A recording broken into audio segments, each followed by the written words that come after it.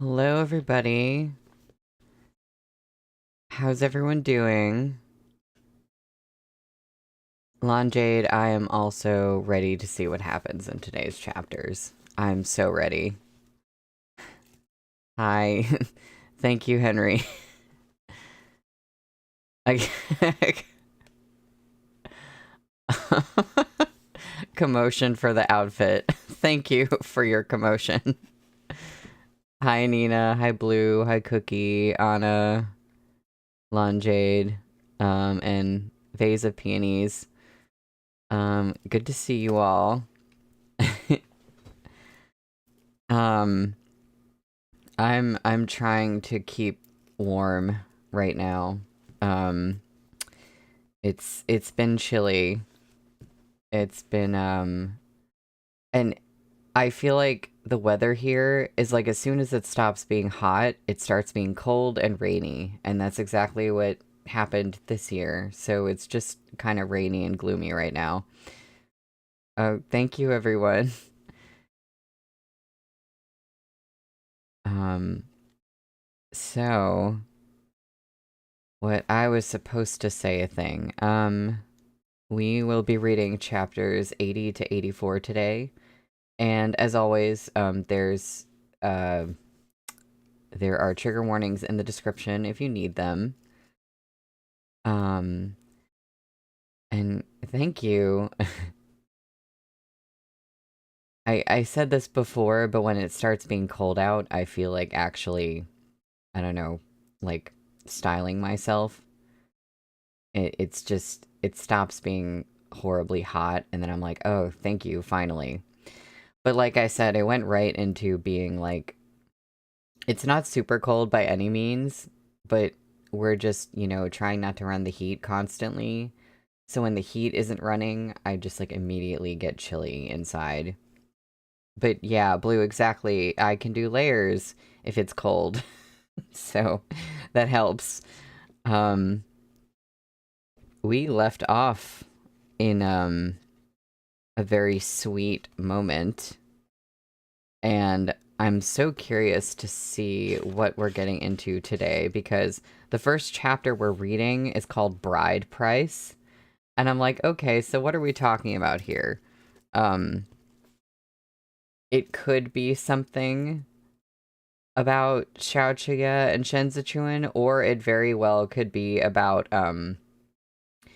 some of the, political marriages that are happening. So it's like, once again, another really good chapter title where it's like, this could be about a lot of things. It tells you something, but not really because it's so ambiguous. And that just makes me like even more intrigued. Um, but yeah, I think we had a great start to the volume. I haven't fully absorbed everything that's going on politically.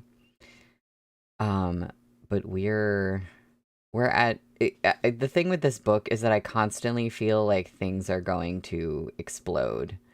Like, oh, we're fine now and everything's chill, but like just around the corner, I feel like something is looming. And I never quite get away from that feeling. So, but I'm feeling it particularly strongly now, so I don't know what that if that means anything or what, but I guess oh,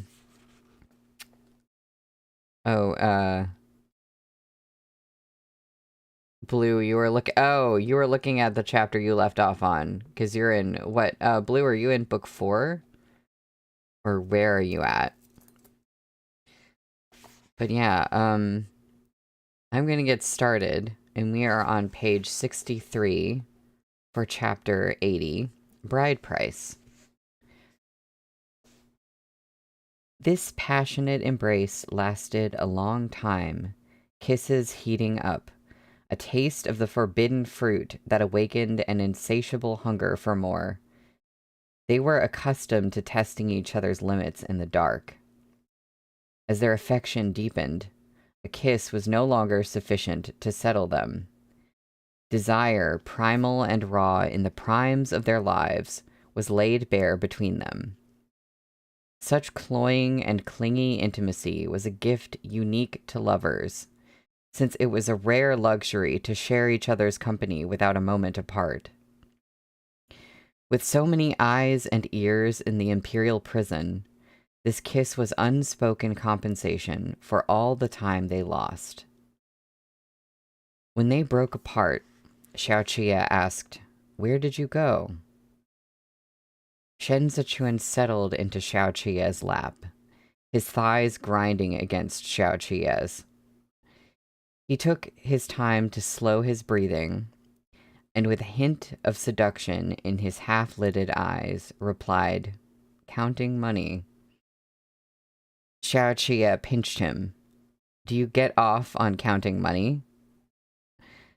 Shen Zichuan let out a husky laugh. "I get off on being pinched by you." The sound of that laugh made Xiaoqia restless. He grabbed Shen Zichuan's chin with one hand to hold it in place. "Keep going with this seduction of yours."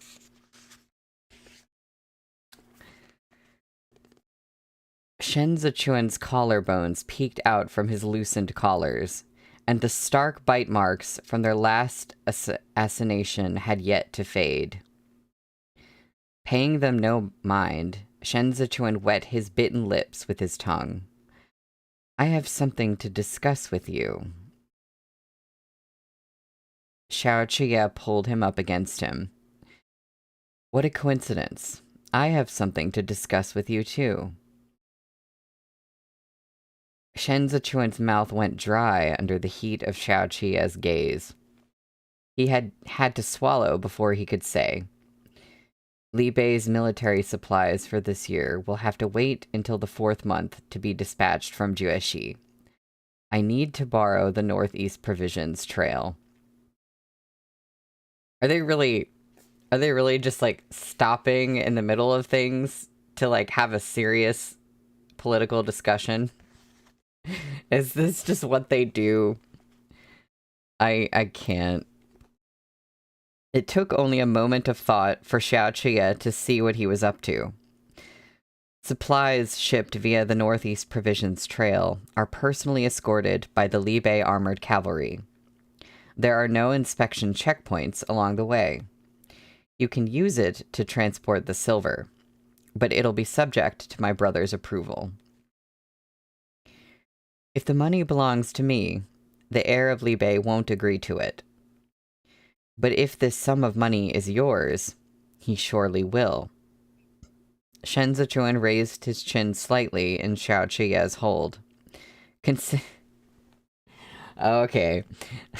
Consider this a bride price. Hold onto it for me, Argongza. Oh, there's the chapter title. That came in quickly. Only that for a bride price? Xiaoqia laughed as he freed up one hand to pull the meal box on the table closer. I'll have to think about it. Shen Zichuan sniffed. There's grilled fish. He promptly forgot all about bride prices and pulled the chopsticks from the box with single-minded focus. Xiaoqia watched as he ate.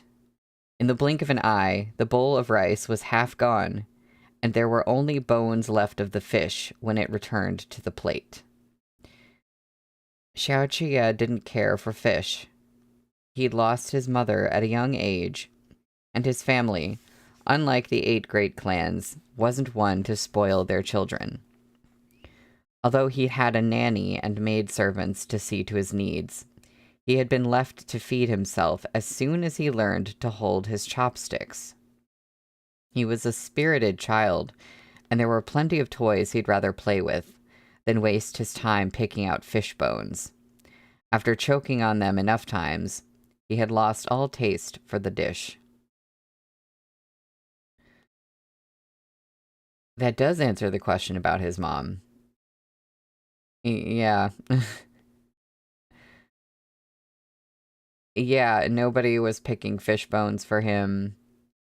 Oh. I love this setup. There's always the setup of, like, the Danmei couple where they like very different foods. And so there's, like, this, like, different tastes, complementary kind of thing going on. So it's like, I'll give you my fish and you'll give me, you know, whatever. Like, it's very cute. But yeah, maybe if someone picked the fish bones for him, he would like it. Is it good? Xiaoqia asked, eyes still on him. Apparently, the chef is from Hezhou, and even harder to hire than chefs in the palace. Shen Zichuan's chopsticks nimbly picked out the bones and fed Xiaoqia the cleaned flesh. What were we just saying? Xiaoqia tasted it and gave his critique. Passable. Having eaten his fill, Shen Zichuan set down his bowl. What did you want to discuss with me? Xiaoqia handed him a handkerchief. Our earlier investigation of Xiang Yun missed a key piece of information. A few years ago, Xue Xiuzhuo bought a group of people from Xiang Yun Villa and kept them in his manor. I'm afraid not even Shi Hongxuan knows about this. As expected, a shift came over Shen Zichuan's expression. Xue Xiuzhuo is not the type to keep private prostitutes. He usually keeps his distance, even in Ohua Pavilion. His behavior is far from normal. I agree, it's strange. Xiaoqia leaned back in his chair. I have a hunch this has something to do with Xiang Yun's false testimony. But if this is true, he bought them years ago. Shen Zichuan furrowed his brow. If this was a means to bring Xiang Yun under his control, then this move was planned very far in advance. Why would this give him leverage over Xiang Yun? If placed too early, some pawns won't stand the test of time. I have a feeling he didn't make such a move solely to get a handle on Xiang Yun. Xiaoqia cocked his head, sorting out his reasoning. He couldn't have predicted you plotting the assassination attempt. Any subsequent developments would have been hard for him to guard against. Xiaoqia picked through this tangle of strings, one at a time. His wolfish intuition told him this matter wasn't so simple. Improvisation. Shen Zichuan cupped Xiaoqia's face and eased it upright. You're right. The puppet string tied to Xiang Yun wasn't specifically intended to deal with you. Her perjury in the assassination case was merely an opportunity seized. That he could so readily throw Xiang Yun under the wheels shows she was of little significance. There's some other reason he bought those people. Xiang Yun was merely a convenient pawn that came with it. What's more, she's a pawn he couldn't wait to discard. Xiaoqia was just a step behind. Then the key to understanding his purchase of those people lies in the group of people he bought, Shen Zichuan finished softly. They looked at each other, caught yet again in a labyrinth of unknowns. Xiang Yun Villa was a brothel. Who there could be of such great importance to Xue Xiuzhuo? He bought over 10 people to obscure the truth. There's no knowing who among them was his intended purchase. I doubt even Xiang Yun herself knows, Xiaoqia said. I need to convince Xue Xiuyi to probe into this again. His status in the Xue manor allows him free access to the estate. Xue Xiuzhuo might deny entry to outsiders, but he can't refuse his own brother.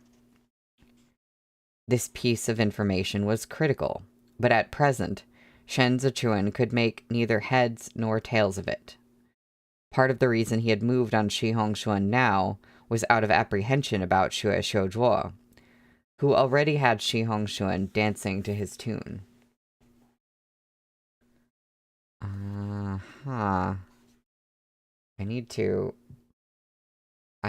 open my water bottle, which I didn't do ahead of time for some reason. But I'm just... Oh. Are we here? It says chat disconnected.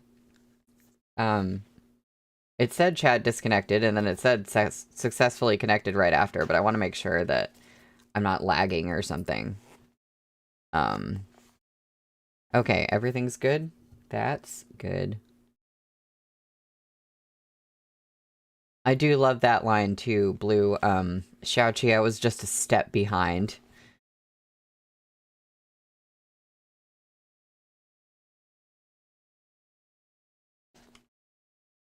Rather than becoming more clear and decipherable with the passage of time, this person had, contrary-wise, become increasingly obscure and unreadable.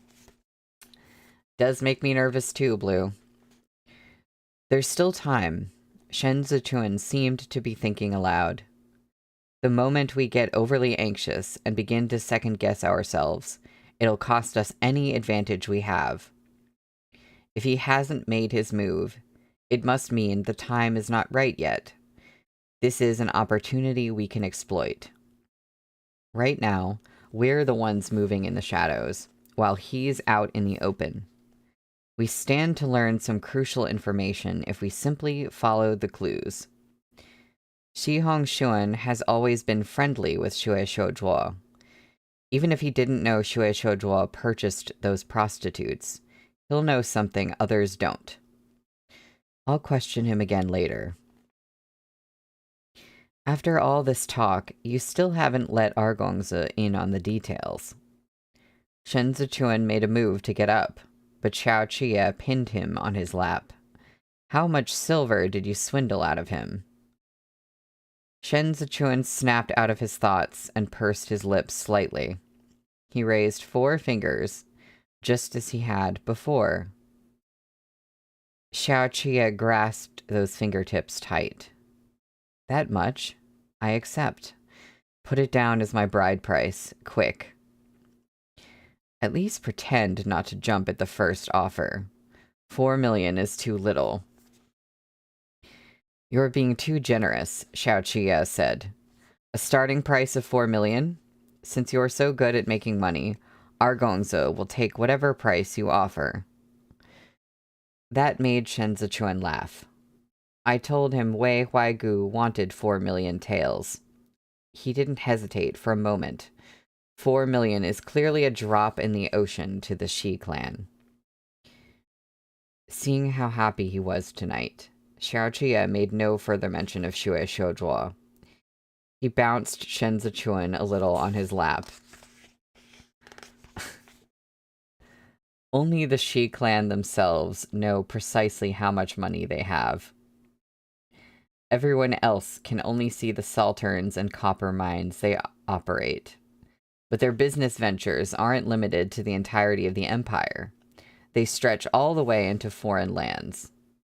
The common rich young masters make their fun visiting brothels and gambling dens, but Shi Hongshuan's idea of a good time is running them.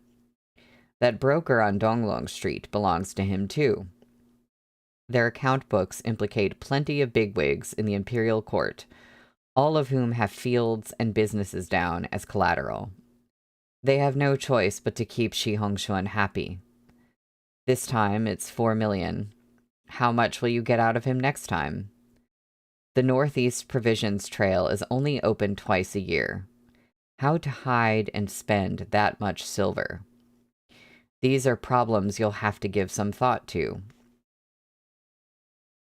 No one has ever broken into the Shi clan's vault. Simply keeping the money where it is would be the most secure method.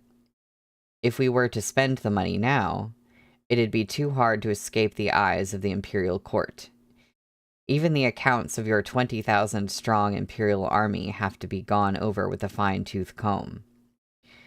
If the sum is not spent and disposed of perfectly, Argongze will find himself in jail awaiting quite a trial.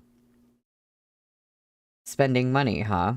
Xiaoqia said, his curiosity piqued. What do you have in mind besides play and fun? Or are you saving it for Zhongbo? No destination in mind yet. Seeing that their time was almost up, Shen Zichuan stood and refastened his collar with one hand. Argongze doesn't handle household affairs, So how would you know the value of daily staples like tea, rice, oil, and salt? Even if we can't spend it right away, we'll have plenty of uses for this money in the future. There's no harm keeping it on hand. It's better to prepare for all contingencies. So intently did they discuss Shi Hongshuan's household finances and assets as if they already belonged to them, that it was clear they were bent on extorting every last copper. Xiaoqie still had to return to the banquet on the Kailing River, and could only stay for a few words. He had rushed over as soon as he had a free moment to see Shen Zichuan, and now that he'd fed the man, he couldn't afford to linger. He'd already mounted his horse when he recalled something else and tugged on the reins. The officials' review will happen in the next few days. The Grand Secretariat has proposed a candidate for the Provincial Administration Commissioner to oversee the 6 prefectures of Zhongbo. Jiang Qingshan, the current Provincial Administration Commissioner of Jueshi, is already on his way to report to Chudu on imperial orders. My guess is it's him. I've long heard of his name and reputation. He displayed courage and foresight when he handled the relief efforts for the 13 cities of Jueshi 6 years ago. As he spoke, Shen Zichuan recalled that this man was also on good terms with Xue Xiuzhuo, and couldn't help but pause. Xiaoqie guessed the turn of his mind. Even if he's friendly with Xue Xiuzhuo, it doesn't necessarily mean he's in Xue Xiuzhuo's camp. When he enters the capital, you should meet him and try to get a read on him. He comes from a common background and doesn't rely on the noble clans for support. When the time comes, decide for yourself if he can be used. Seeing Shen Zichuan hesitating on the steps, Xiaoqie raised a hand to beckon him. Shen Zichuan stepped forward, ready to hear him out. But Xiaoqie kept silent and merely reached out to ruffle his hair. A moment later, Snowcrest reared back and broke into a gallop. Ge Qingqing pushed the gates open, and without another word, Xiaoqie sped away into the night.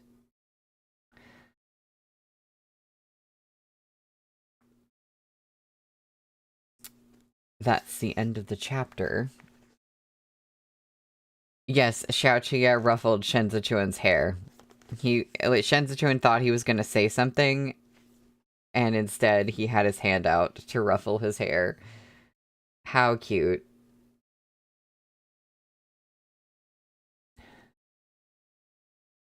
Oh, a vase of peonies. Your cat was stepping on the keyboard. I also thought you were, like, key smashing about something. I love that. I love that we have a little input from the cat.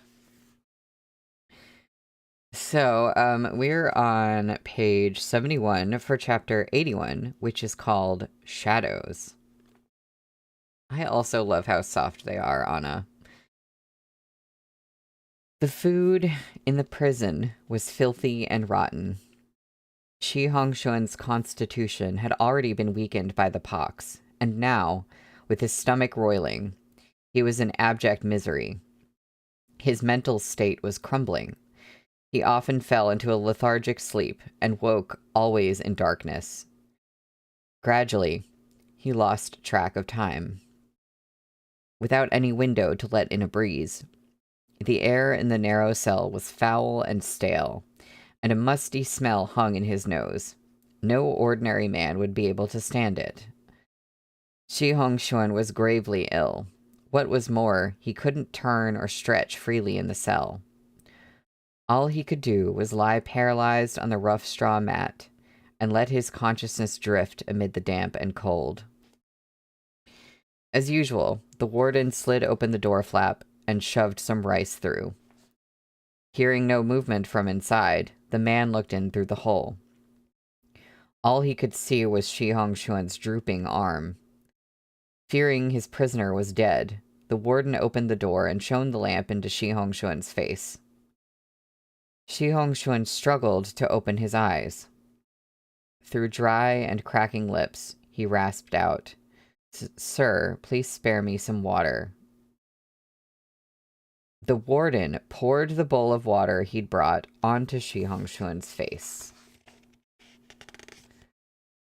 With great effort, Shi Hongshuan opened his mouth and gulped the water, careless of his dampened collars.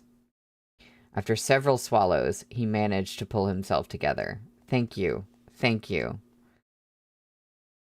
The warden threw the bowl away, grabbed the oil lamp, and made to leave. With an unexpected burst of strength, Shi Hongshuan surged up and grabbed hold of the warden's clothes. A strange smile split his round face as he said through hacking coughs, "Hey, pal, tell me, this isn't the prison at all. Am I right?"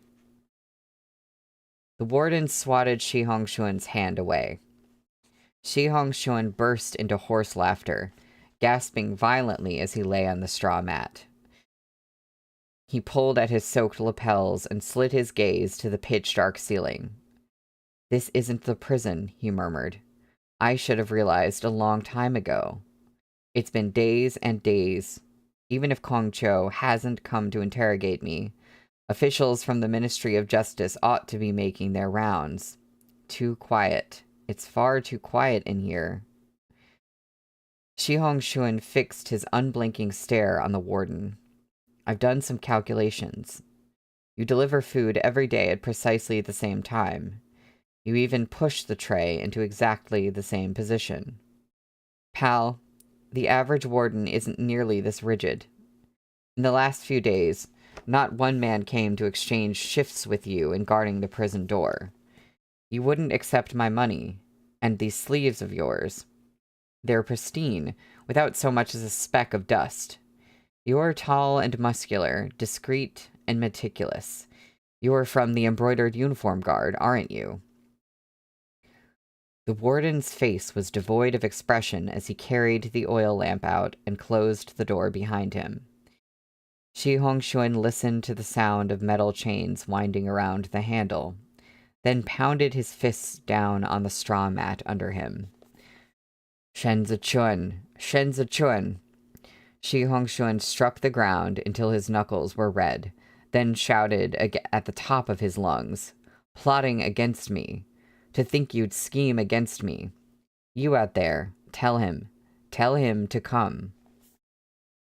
There was no reply from the darkness. Shi Hongshuan dug his fingers into the mat. His head was spinning as he spat. "He wants money, doesn't he? Call him over. As long as he lets me out. As long as he lets me out." He struggled to swallow a mouthful of saliva, then pulled at his hair and gasped, "I'll give him the money. I can't fucking stand it anymore." Henry. "Oh no, Shenzi-chun? Scheme? When would he ever do that?" "Ooh, Blue, you're right. This scene would look so cool in a theater play." The warden sat down in the hallway beside the oil lamp and popped a few broad beans into his mouth, which he washed down with wine. The metal door that held Shi Hongshuan had been well made. All he could hear from within were faint sobs and whimpers, like the wind sighing in the dead of night. Shi Hongshuan's vision grew dim and murky. He didn't dare sleep again for fear that he would never wake. By the time Shenzi-chun next showed himself, Shi Hongshuan had reached a state of exhausted calm. Shenzi-chun remained on his feet as he observed Shi Hongshuan. Many years ago, Shi Hongshuan had narrowly escaped the jaws of death while out at sea.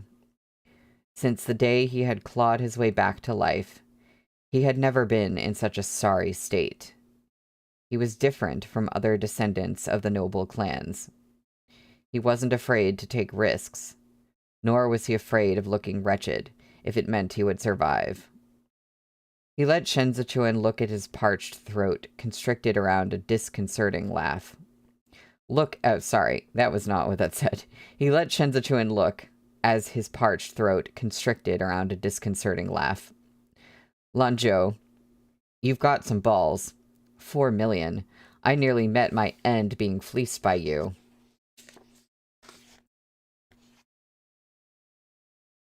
It wasn't easy to find this place, neither too conspicuous nor too far away. Shen Zichuan let out a soft sigh. I really wasn't expecting you to be so discerning in your observations. Shi Hongshuan pointed with a shaking arm. Birds die for food, and men die for money. Brother, I'm more than willing to give you the sum, but don't tell me you want my life for this piddling bit of money. His voice was weak and unsteady, but even starvation and illness couldn't strip him of his adaptability. Lanzhou, I could have continued pretending to be oblivious. I'm the only one who knows where the Shi clan's keys are kept. I could have run you in circles and extracted myself from this place through trickery. But see, I didn't. I still hold our bit of brotherhood close to my heart. Lanzhou, we joined hands to kill Shi Guan and Ji Lei. Today, you're the target of envy in the embroidered uniform guard. If you screw me over and kill me now, you'll lose the Shi clan's support forever. The higher you climb in the embroidered uniform guard, the narrower your path will become. You know what it feels like to be stuck in circumstances so thorny you can hardly move a step forward, don't you?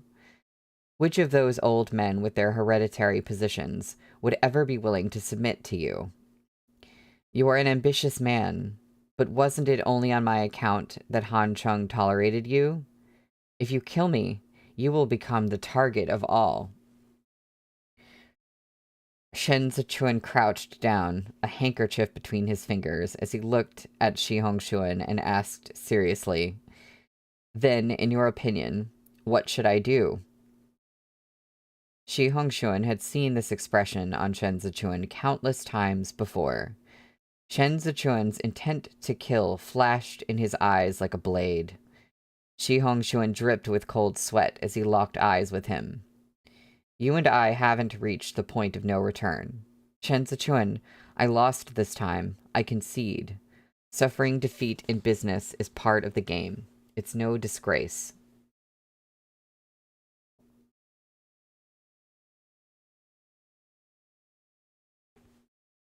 Henry, embroidered uniform guard is hard to say in an American accent.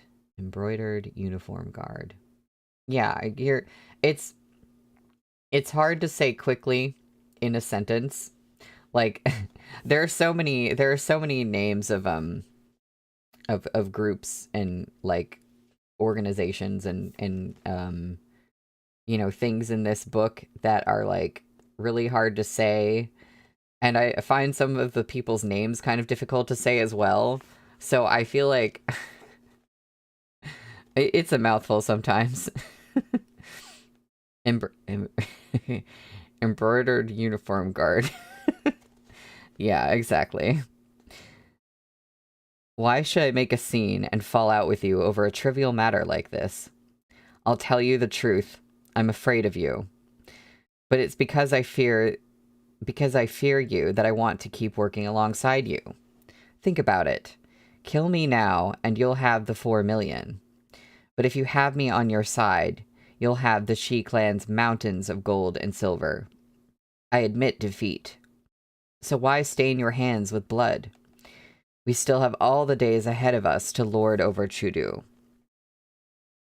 That's a fair point, Shen Zichuan said.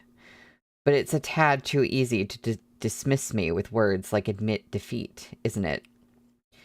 I've heard the second young master has 68 keys. How about we split them 40-60? I can't tell you how it'd set my mind at ease. Shi Hongshuan slowly levered himself up. The look he turned on Shen Zichuan was ferocious. I'll give you the keys, but once you take them, you can't ask for Qi Huilian again. How about it? Are you willing? Shen Zichuan slowly raised his fingers before flicking the handkerchief as if bored stiff. You think Qi Huilian is worth all that? Naturally, I'll take the keys. If he's worth nothing, it's pointless to retain him. I'll kill him then. Shen Zichuan began to laugh. You think I don't know where he is? Look where we are now. You still want to test me? Who's testing whom? Shi Hongxuan dragged himself toward Shen Zichuan, face finally twisting. I understand you, Lanzhou. You won't fool me with the same trick twice. Every word you speak is designed to deceive. The more you pretend not to give a damn about someone, the more important they are to you. You lied to me that day in the courtyard, and now you intend to tell the same lie again. I may not be a man of brilliant intellect, but I'm not that dumb. You don't know where he is. If you knew, ha! You'd have killed me the second you laid hands on the money.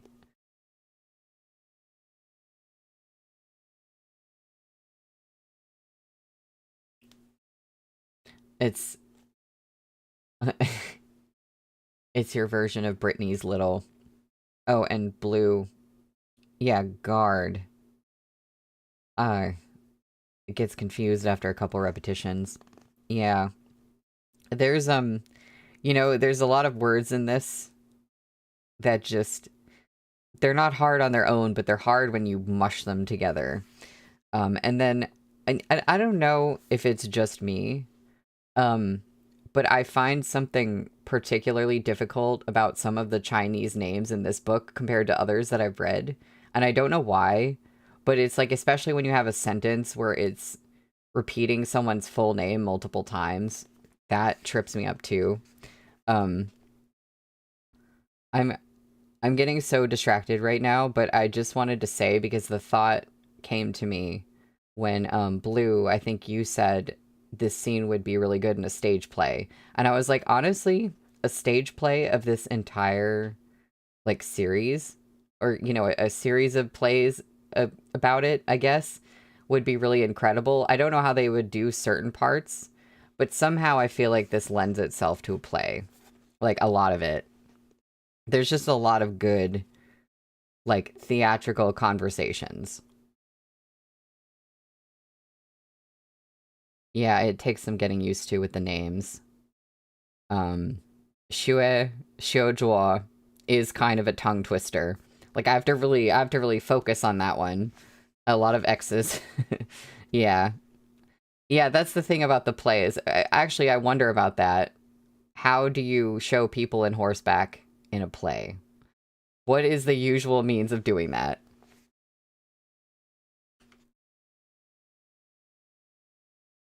So how did it go, Shen Zichuan? Still couldn't find him despite searching all over Chudu, could you? Shen Zichuan's grip on his handkerchief tightened.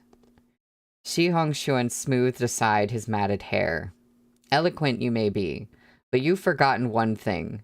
Your careful concealment of him was enough to make me suspicious. Even when I think you're speaking the truth, I still have to be on my guard. The thing I fear when dealing with you is that any time you turn around, you might stab me. Shen Zichuan's eyes were hard as he looked at Shi Hongxuan. What do you want? I want to get out of here. Shi Hongxuan pointed at the door. I want to walk out of here unscathed. If I'm not out tonight, expect Qi Huilian's corpse to be cooling on your doorstep tomorrow morning. Do you believe me? Go ahead and try me. Shi Dan, that rat bastard who betrayed his master for money, must have told you all the men under my command are the children of servants in our clan. Hundreds of people rely on me for their safety. Even from in here, I have plenty of ways to dispose of Qi Huilian. You are lying. That grim ruthlessness within Shen Zichuan surged up as he stood and took a few steps back. The dimness settled in from all sides, morphing his cold face into that of a behemoth lurking in the dark. This place is isolated. There are no outsiders. How could you pass on any message? Your death is so near at hand, Yet still you're trying to play games with me? Shen Zichuan's tone was icy and sharp, with the shadow of a smile. Sure. Let's play. I'll escort you out. I had my doubts about you. Why wouldn't I take precautions? Shi Hongshuan was drenched in cold sweat. He could feel his chance slipping through his fingers. His voice rose with every word. I told the guards I'd head down once every 2 weeks. If I don't appear, they'll dispose of him.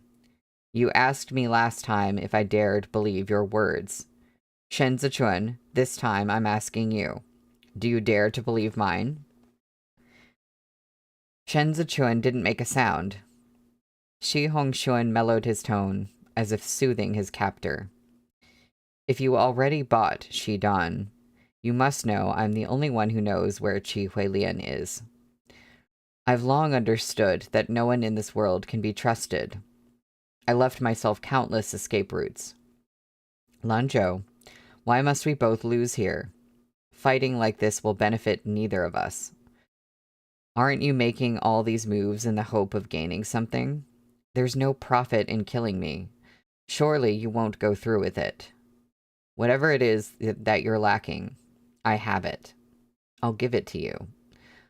Only lend me your guts and your wits, and we can flourish together in Chudu. Look at Li Jianheng. He's a good emperor. Those are few and far between. For men like you and me, he's our ticket to success. This is a meteoric rise we're talking about, Lanzhou. Do you imagine Xiao R will take you in if you kill me and offend the noble clans? How long can the Xiao clan's infallible reputation and unmitigated success in battle continue? Xiao Fengshu is old. If Xiao Jiming should die too, then what is Xiao R good for alone? They are doomed to fail and fall. Lanzhou. Shi Hongshuan seemed to lament, yet continued to persuade. We've both suffered under other people's thumbs. How can you choose to submit to Xiao R and be at his beck and call? The only things in this world that will never abandon you are money and power. Join forces with me, and I'll give you the money. Help me keep the Shi clan intact, and we can bring our business to the next level. When that day comes, no one jockeying for power will be able to knock us from our pedestals. You wanted me to swallow up the other clans and proclaim myself victor. So why would you bind yourself now with any constraints? He continued without pause. And think about the 6 prefectures of Zhongbo. Don't you want to rebuild Zhongbo and avenge your past humiliation? Shen Wei's name may be mud, but you can smash the gates to Zhongbo open with silver. They're so poor there, and in such dire straits, that they're eating their neighbors' children. You could be their savior. After that, who would dare stand in your way? Who would dare curse you? Put money in the right hands, and all this can be yours. Can the Empress Dowager promise the same? Can Xiao R promise the same? Lanzhou, why do you hesitate? We can still join forces and climb our way to the top, just as before. Shen Zichuan appeared moved by his words. He no longer brimmed with murderous intent, and even his tone had lost some of its edge. Had you been this candid earlier, we wouldn't have ended up here. You were right. By joining forces, you and I can save ourselves a lot of trouble. To a merchant, profit is king. If our collaboration didn't yield sufficient benefits, would I waste my breath? Shi Hongshuan's back prickled. His wound from the building collapse had scabbed over, and it itched so fiercely these days that it hurt. He took a few breaths, then continued. Then there's no time to lose. Release me now. Once I'm out of here, we'll sit down for a proper chat. More than 10 martial arts experts were waiting in the Shi Manor in Chudu.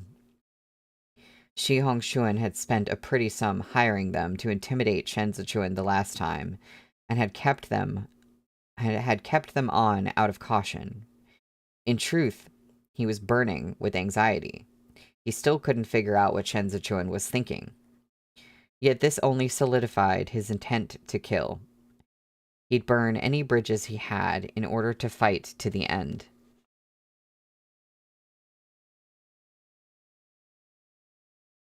Henry, the cartoonish misery this guy has experienced in the past 2 volumes. Yeah. And no matter what, he had to get out of here first. Only when he had his freedom could he find some variable to exploit and turn the tide. He wanted Shen Zichuan dead. He wanted it so much he couldn't wait for tomorrow, much less sit here wheedling him like this. 2 people who'd worked together a long time were usually evenly matched. They could sit down and trade barbs as equals. Shi Hongxuan felt that he and Shen Zichuan had already lost this balance. While Shen Zichuan bounded his way up the official ranks, Shi Hongxuan found himself fettered in shackles of Shen Zichuan's making, chains that rendered him incapable of controlling the situation as he had at the outset. Shi Hongxuan still didn't know where it had all gone wrong, but he had a businessman's instincts. He saw now that he had been walking in circles like a man under a spell, and knew beyond a doubt that Shen Zichuan was to blame. They had been in cahoots until now, but other than killing Shi Guan to get his hands on the Shi clan's keys, every sweetness Shi Hongxuan had tasted had been fleeting. Of the 2 of them, only Shen Zichuan had truly climbed to greater heights, power firmly in hand. Shi Hongxuan knew he had been made a fool of, but he maintained a careful look of docility, as if he worshipped the ground Shen Zichuan walked on, yet feared him to the point he dared not move against him. Qiao Tianya cracked the door open and held up a lamp for them. The skin of Shen Zichuan's exposed wrists was pristine. With his side profile bathed in lamplight, he looked no different from the way he appeared in the daytime as he said politely, "After you, please." Shi Hongxuan breathed a silent sigh of relief. That's the end of the chapter.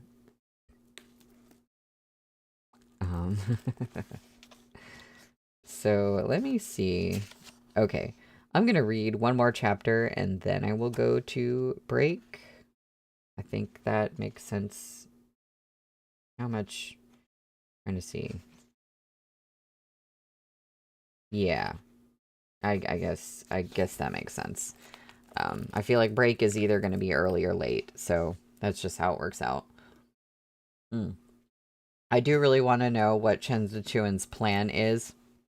I'm not quite putting it together, but I'm sure he has something ingenious figured out, and he's like 10 steps ahead. The only thing is, it sounds like he really doesn't know where Chi Hui Lian is, and that concerns me. I kind of forgot that we just don't know where he is right now. He's just been captured. So, we're on page 81 for chapter 82, which is called Debt Collection. The Shi Manor was located along one of the winding inner streets of Chudu, on the south side of the city. In comparison to the sprawling Pan and Fei manors, its grounds were significantly smaller. It was also very near the manor belonging to Prince Qin of the Guangcheng Emperor's reign. Although the Shi clan had special permission to expand, the first few clan heads had been cautious and didn't dare expand or embellish their mansion beyond the standard regulations. The interior architecture of the manor was more in the style of Jueshi, while the pavilions and terraces were restrained and common-looking.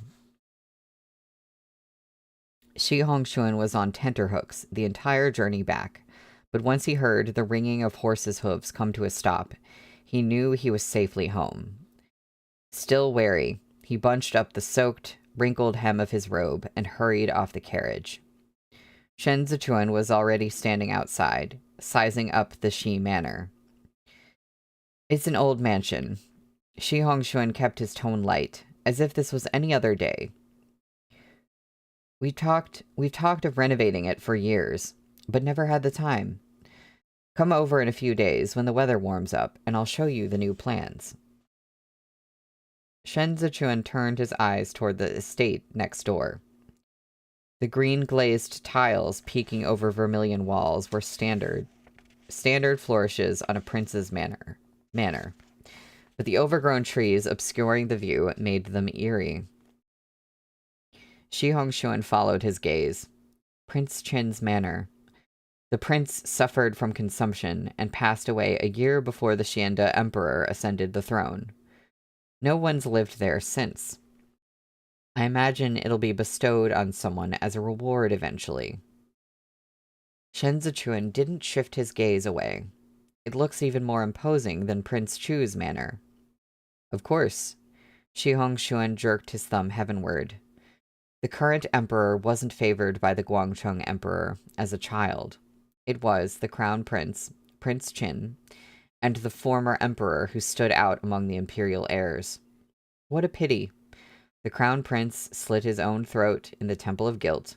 Prince Qin passed from illness in this very residence, and the former emperor lingered for years on his deathbed.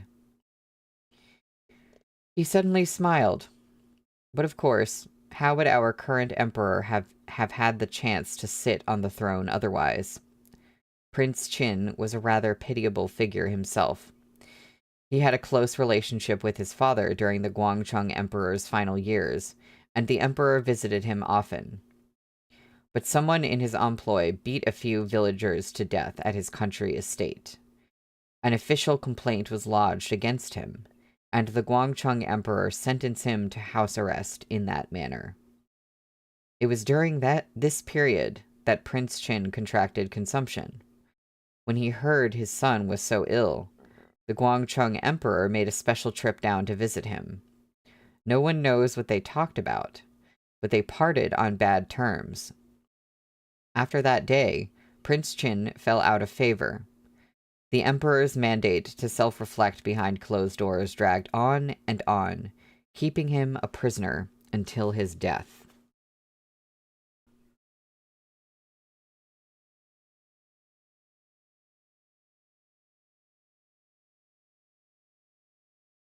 I feel like so much has happened, I've already forgotten a significant amount of the Prince Qin story. Yeah, I definitely... Henry, you said they keep repeating this story almost like they're cementing it in our minds to eventually upend it in a twist. And I'm feeling that too. Like, this feels so significant. Like, something is going to come out about Prince Qin, about the Crown Prince. I don't even know what it's going to be, but it's going to be something big.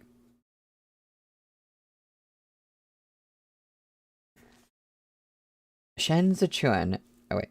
Yeah, I'm in the right place. Okay. Shen Zichuan tucked this information away, but remained silent. When Shi Hongxuan saw he had no inclination to discuss the topic, he raised a hand to wave off the servants swarming over to them. This manor of mine is not as big as the manors of princes and other aristocrats, but there's still some distance to walk. Lanzhou, I'm weak as a kitten, and I stink to high heaven. It'll be faster if we ride. The servants from the Shi manor rushed to prepare sedan chairs. Shidan was the head steward of the household, but he didn't dare show himself now. It was instead Shi Hongxuan's eldest sister-in-law who came out to welcome them. Shi Hongxuan loved this woman, or so he claimed. Shen Zichuan had heard him repeat countless times that his desire to kill Shi Guan was born of the hatred he bore his elder brother for stealing his intended bride. Yet his expression was indifferent as he watched her descend the steps. He didn't ask for her help supporting him either, but dismissed her with a perfunctory wave as he took his seat in the small sedan. That's interesting. Shen Zichuan, lifting the curtain of his own sedan with an outstretched finger, saw it all clearly. Chao Tianya, walking alongside, opened his mouth to speak. A slight shake of Shen Zichuan's head stopped him.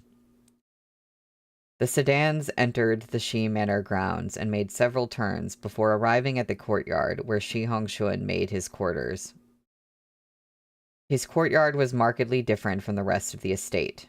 It was tastefully decorated, and the long corridor connected Shi Hongxuan's rooms to a row of brightly lit offices with windows and doors thrown open, supplemented, at this hour, by a row of brightly lit lanterns. The clacking of abacuses mingled with the rise and fall of various regional accents in a noisy confusion. A woven awning stretched over a tea table on the open ground before the front hall, and seated and standing in its shelter were various shopkeepers and bookkeepers who had come from all over, seeking the master of the house. So, it does seem like he was lying about that, about being in love with, his sister-in-law, who was supposed to be his bride. But I'm not sure if he's totally lying, because I think we had some, if I can remember, when Shi Hongxuan was, like, injured after he'd been crushed by the collapse of the building, I thought we got some, like, look into his head. And I think there was something there about the woman that he was going to marry, but Shi Guan did. And it felt like something that was coming from, like, you know, when the narrator is showing that character's perspective. I don't know why I'm forgetting what you call that, but it felt like it was showing his perspective. So in my head, I'm like, wait, could he have been lying about that? Or is there, like, something else that happened since that time that, like, changed his perspective on her? Yeah, I mean, his point of view, I guess. I think I think there's, like, a term for that kind of narration, and I'm totally blanking on it.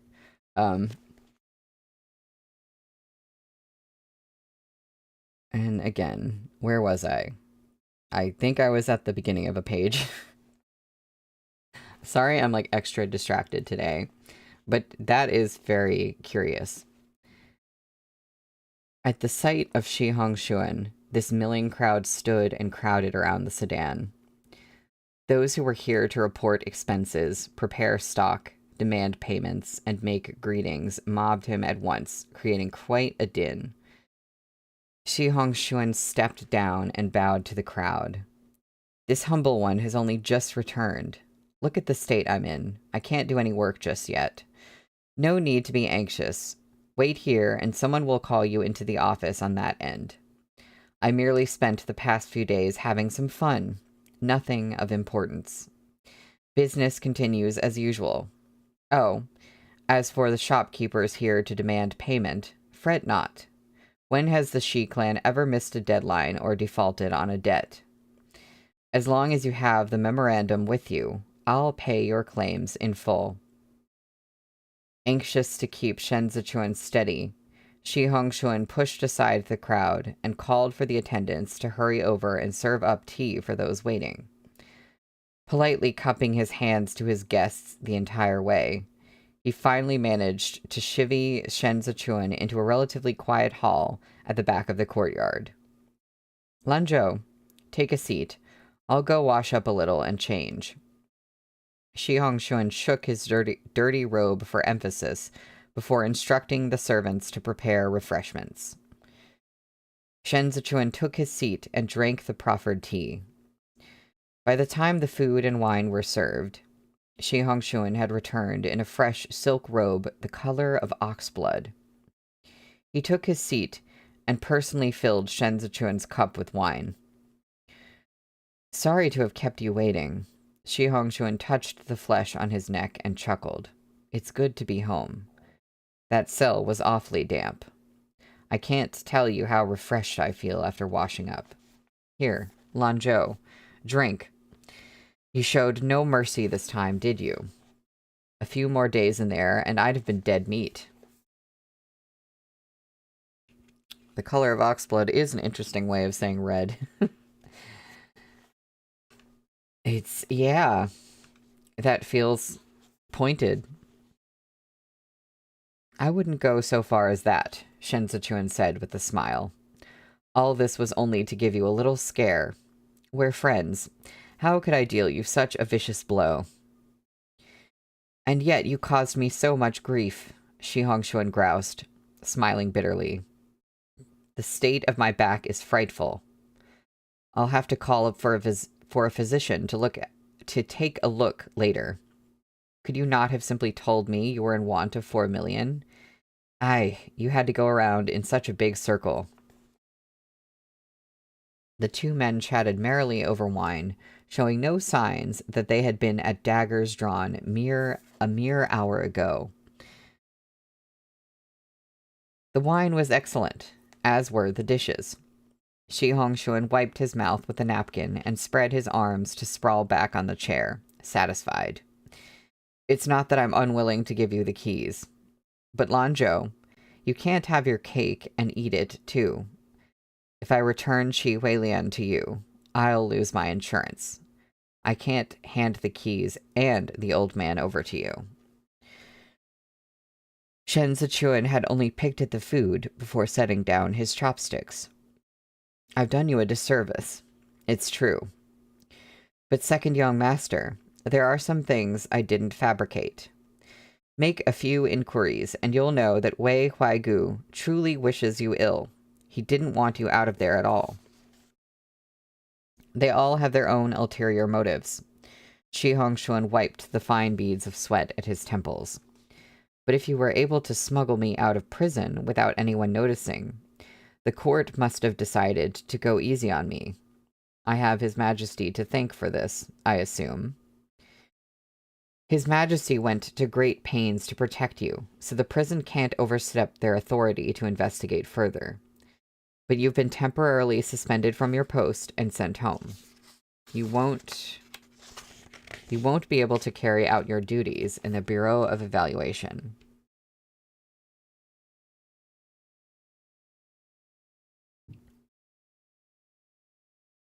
I of course, I look up at the chat and I see, you're right, Xiaoqia is the one who does the cake eating. Yeah, oxblood is like, it is a very specific color. But I do wonder if the way you say oxblood in Chinese would also translate to ox blood.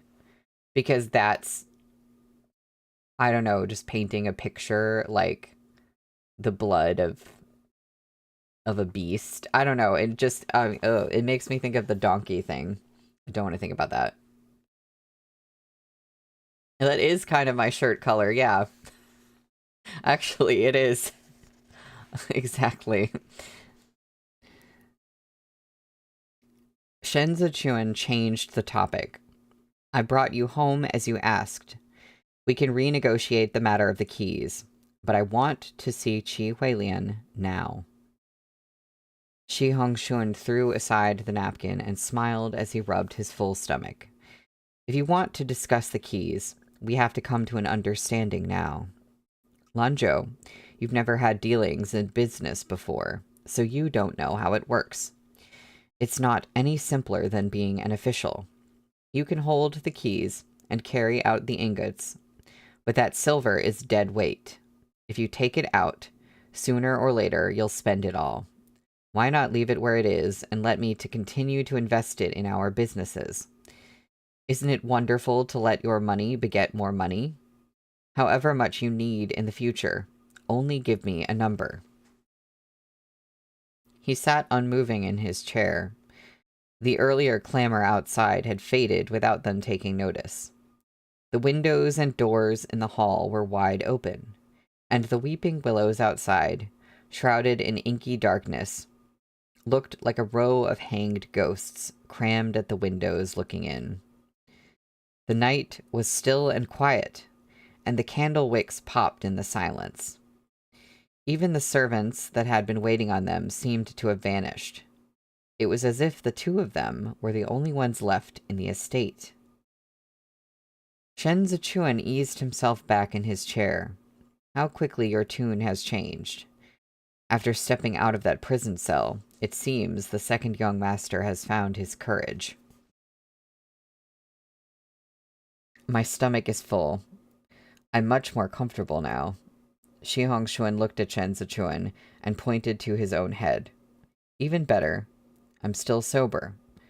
I'm telling you, it's not a choice between Qi Huilian and the keys. You may take Qi Huilian.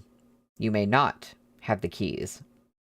Give the nod, and you can have him tonight.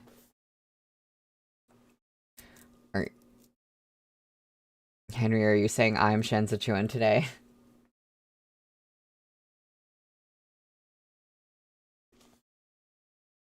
Shen Zichuan let the silence stretch. He slid the little bamboo fan out of the pocket in his sleeve and held it for a moment, as if to weigh it. That's not what we discussed. I don't think I'm capable of doing 1/5 of the scheming that he does, but I'll take it. The world of business changes at a rapid pace, Shi Hongxuan answered gruffly. Earlier, you held all the bargaining chips, and now I do. The terms of our discussion naturally must shift accordingly. Shen Zichuan smiled. And if I insist on both, then it will come to naught. Shi Hongxuan patted his belly. Lanzhou, let me offer you a piece of advice. Don't be a greedy son of a bitch. People are happiest when they're content with their lot. You've got your 4 million. I won't pursue it further. This is an adequate gesture of goodwill, is it not? The money has yet to be delivered into my hands. Shen Zichuan didn't divulge any details about his plans to use the Northeast Provisions Trail to transport it in two shipments. Instead, he said, it's not easy to move that much money. You know that better than I do. I have my own channels for escorting goods.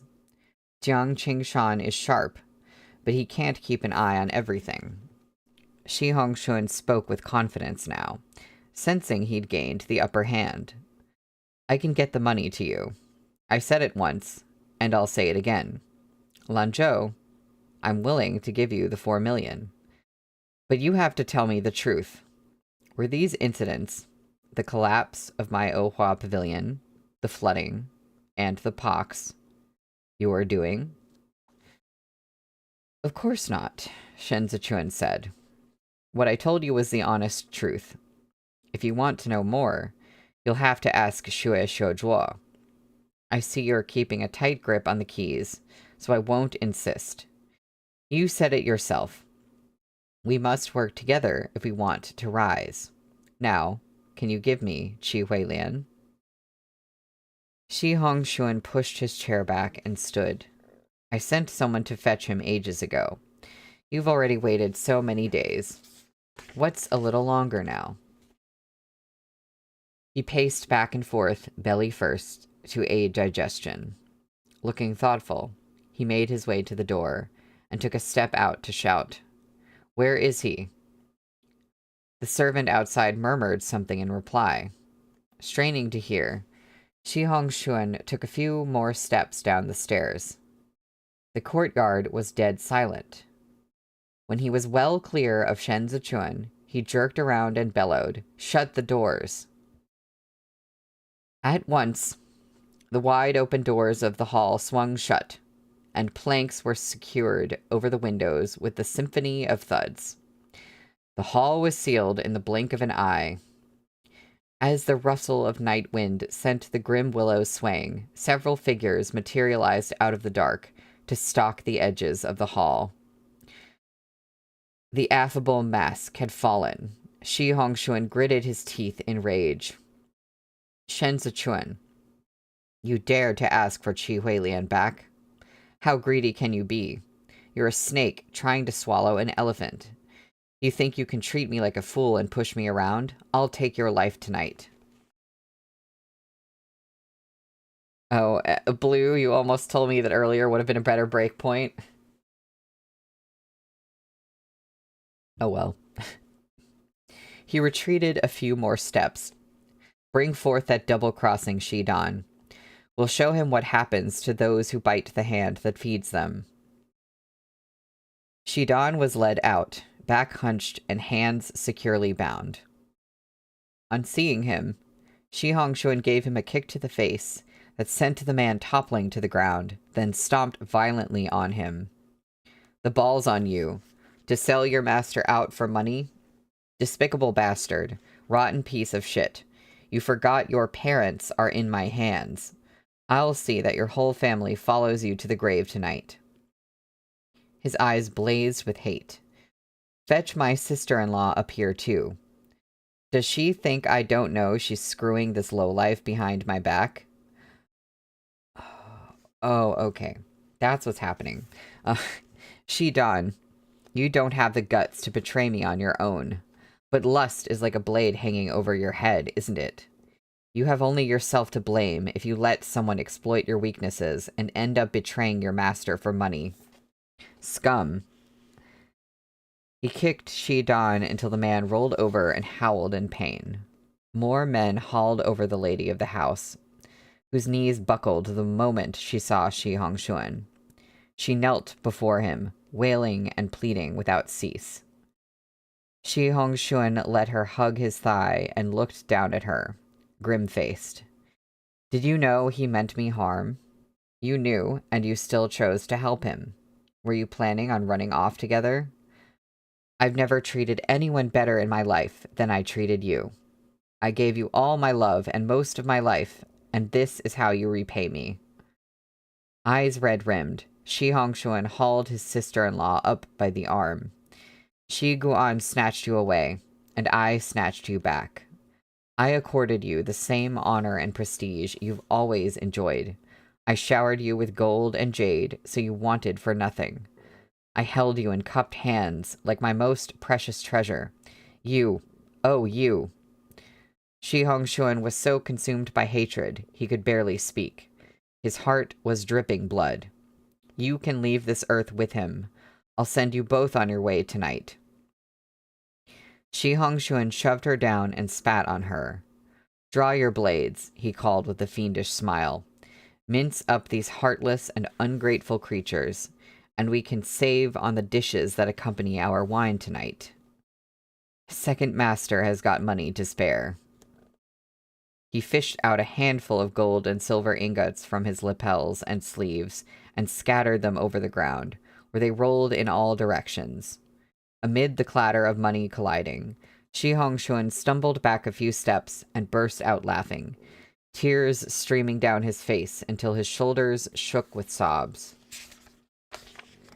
Everyone in this world is driven by self-interest. With my money, I will have no shortage of true hearts. For money, a person will kill their closest kin, their flesh and blood, even their own beloved. Standing amid his discarded gold and silver, Shi Hongshuan raised his arms high and shouted himself hoarse. Do it. I'm here to collect my debt. The men drew their blades, and cold steel flashed in the night. Well, that's the end of the chapter. That is where we leave and go on our little break. Well, I did... The whole mention of the oxblood robe did seem, relevant. With him about to, like, slaughter those people. I'm really curious to see where this goes and how the heck Shen Zichuan gets out of this situation. But I have a feeling that he's anticipated this as well. So I'm sure there's something up his sleeve. But yeah, I'm gonna take a break for about 10 minutes. And when we come back, we will be on Chapter 83. Which is called Scenery of Spring. So that's an interesting title. So I will see y'all in a little bit.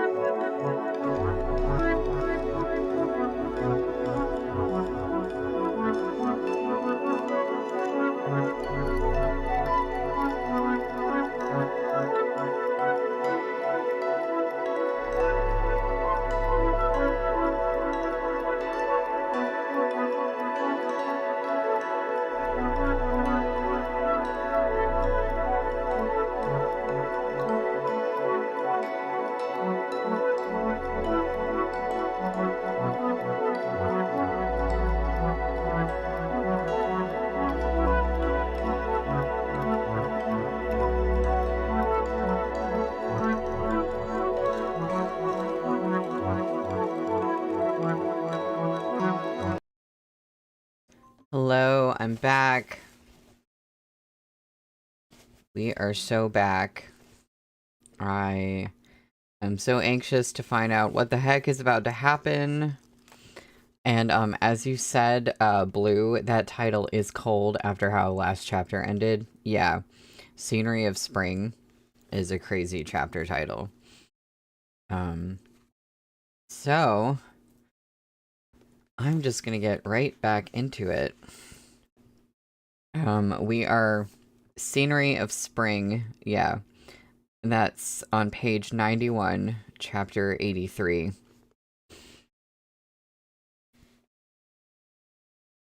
Dark clouds shrouded the moon, offering only flickers of ghostly shadows.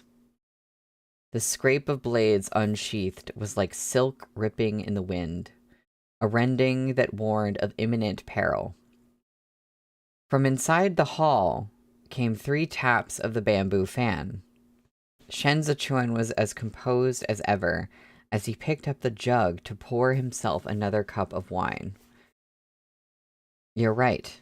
Shen Zichuan lifted the cup to his lips. We do have scores to settle tonight.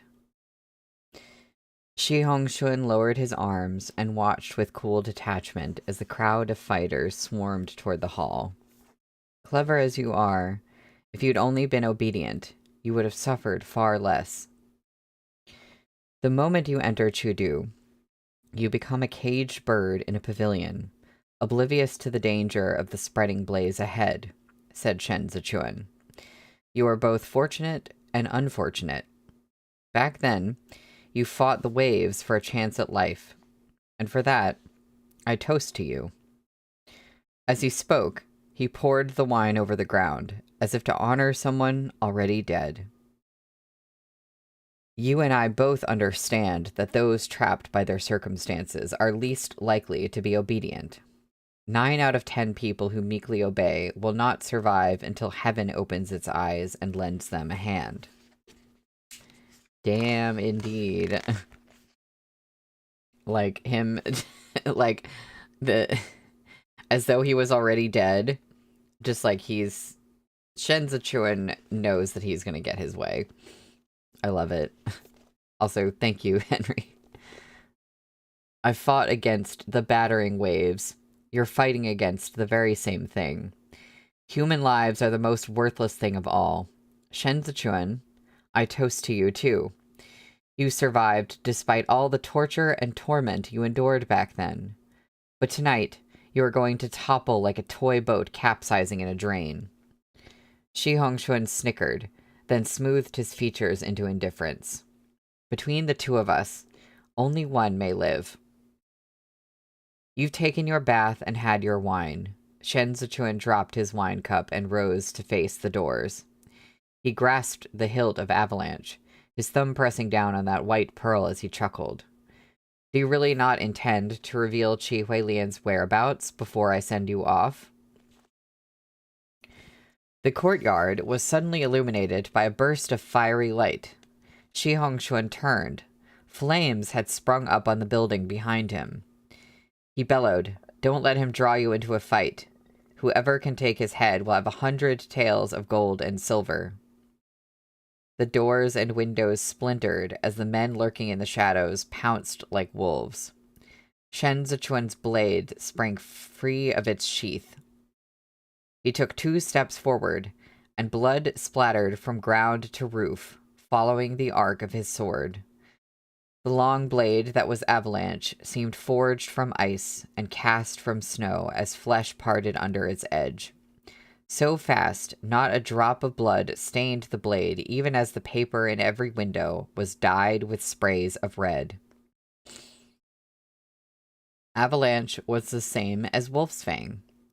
Each blade lay dormant in Chudu, collecting dust, the waist ornaments of refined young masters. But when they were given the chance to be drawn from the sheaths that restrained them, the bloodthirsty ruthlessness of the blades reflected their masters in every cold glimmer.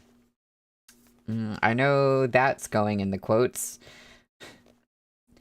The tongues of flame came furiously licking at the walls, and within seconds, half of the Shi Manor was engulfed in fire. Qiao Tianya leapt from roof to roof, knocking the killers who sped after him off the eaves with flying kicks, then flipped onto the roof of the central hall, and flashed Shen Zichuan's gold-plated authority token. The embroidered uniform guard is investigating a case on imperial orders. The Shi clan has privately assembled more than 100 gallant martial arts masters right under the Son of Heaven's nose. Our investigations point to the presence of fugitives and outlaws among them. Shi Hongxuan's traitorous intentions are plain to see. He ought to be executed for this. Qiao Tianya's voice rang clear over the courtyard. This pertains to the incident at Ohua Pavilion and concerns the safety of the Son of Heaven.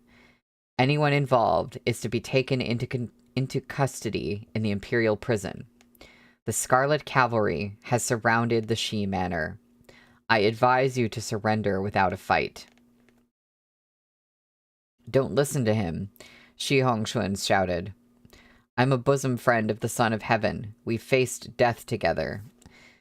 The embroidered uniform guard attempts to murder loyal ministers to cover up their crimes. Those who aid me tonight are the upright heroes of our nation. You can follow me to the palace gates tomorrow morning to receive your reward. The burning rafters collapsed with a thunderous crash.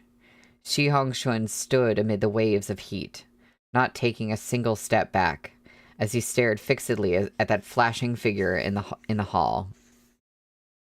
The eunuch faction has only recently been eradicated. His Majesty encourages everyone to voice their views. What he hates most are treacherous officials like Shen Zichuan, who abuse their power to deceive the masses and the throne. Gentlemen, the one who slays him tonight will be a hero. His meritorious deed will go down in history for the ages. Out of sight, Qiao Tianya spat. This fatty Shi's silver tongue was second to none. If they couldn't gag that mouth, he would convince these people that black was white. Qiao Tianya tucked away the token and leapt down, drawing his blade to face his enemies head-on. The wet sheen of blood sparkled against the blaze in the courtyard. In the outer buildings, the manor had descended into chaos, the air ringing with the shouts and cries of shopkeepers, bookkeepers, and servants trying to escape the inferno. The Scarlet Cavalry outside moved swiftly to block off the gates. A hulking figure stood silhouetted in the door to the hall. Shi Hongxuan looked on indifferently as that figure leaned back, straight as a ramrod, and toppled over onto the stairs, streaming blood from his gaping throat. Shen Zichuan returned his blade to its sheath, then strode over the corpse's outflung arm and walked down the stairs, step by step. Shi Hongshuan burst out laughing, cackling until he shook all over. So I still can't hold a candle to you. Even His Majesty wouldn't dare blame you for killing me with this kind of justification.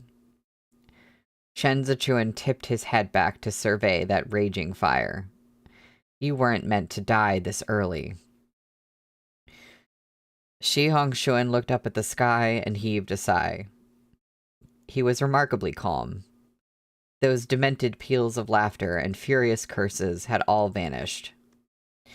Whether I die early or late, I still die being played for the fool by you.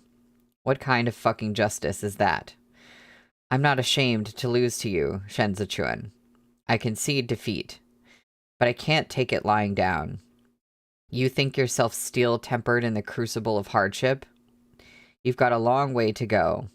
I meet my end tonight because I underestimated my enemy, but there are plenty of people in this world who see you as the thorn in their side. They're all lined up, waiting their turn. You may kill one, then another, but you will never be able to kill them all. But the real tragedy... He gazed silently at the night sky. You and I weren't born to walk an easy road. Things that are readily available to others, you and I must fight for with our lives. The prejudice between children of principal wives and those of concubines is deep-rooted. How absurd is it that I was born a lawful son, yet have lived a life worse than the common-born brats of other clans. My life is worth nothing, and yours even less. You want to charge ahead, to fight, to seize what power you can.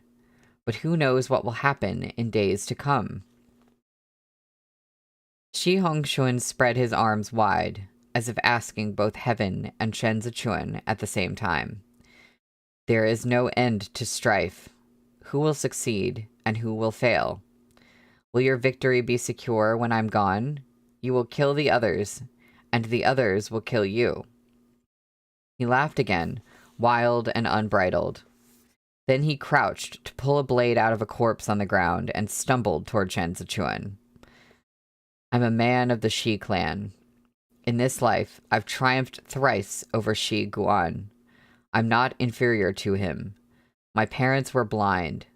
I gave my heart to the wrong woman and exhausted all my love and hatred. Shi Hongshuan brandished the blade and brought it to his own throat.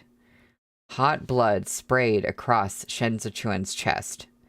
The blade tumbled to the ground, and Shi Hongshuan pulled at Shen Zichuan's sleeve as he sank to his knees alongside it, slurring his final words through a rictus smile. I will wait for you on the path to the underworld. Shen Zichuan watched Shi Hongshuan collapse at his feet. Warm blood trickled down his fingers.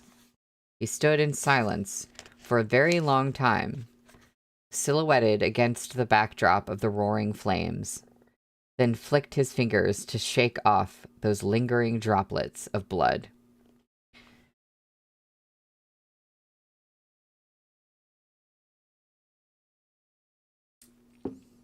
Well,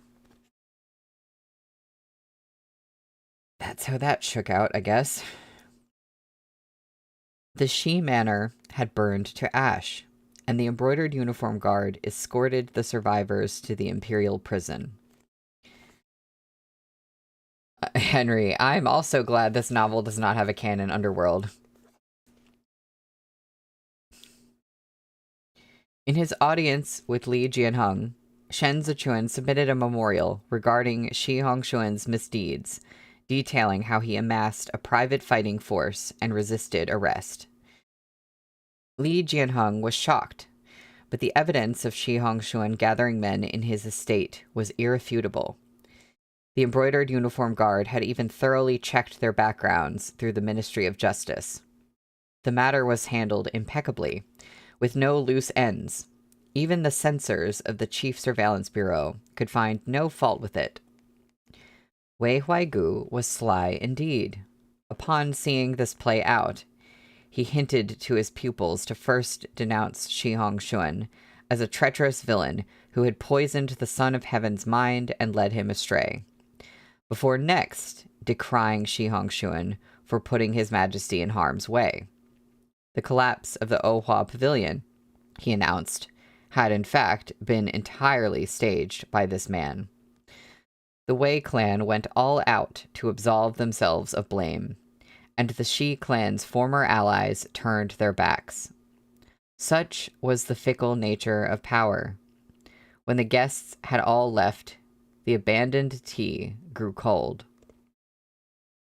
Yet, even after Ge Qingqing led men to search every street and alleyway of Chudu and examine all entry and exit documents, they found no sign of Qi Huilian and Ji Gong. They're assuredly still in Chudu. Shen Zichuan closed the records on his desk. He intended to use Xiancheng to threaten me.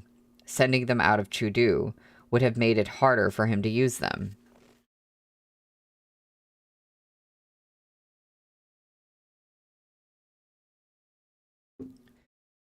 Xiancheng is an old scholar, but Shifu is a worthy opponent with few equals, said Xiao Tianya.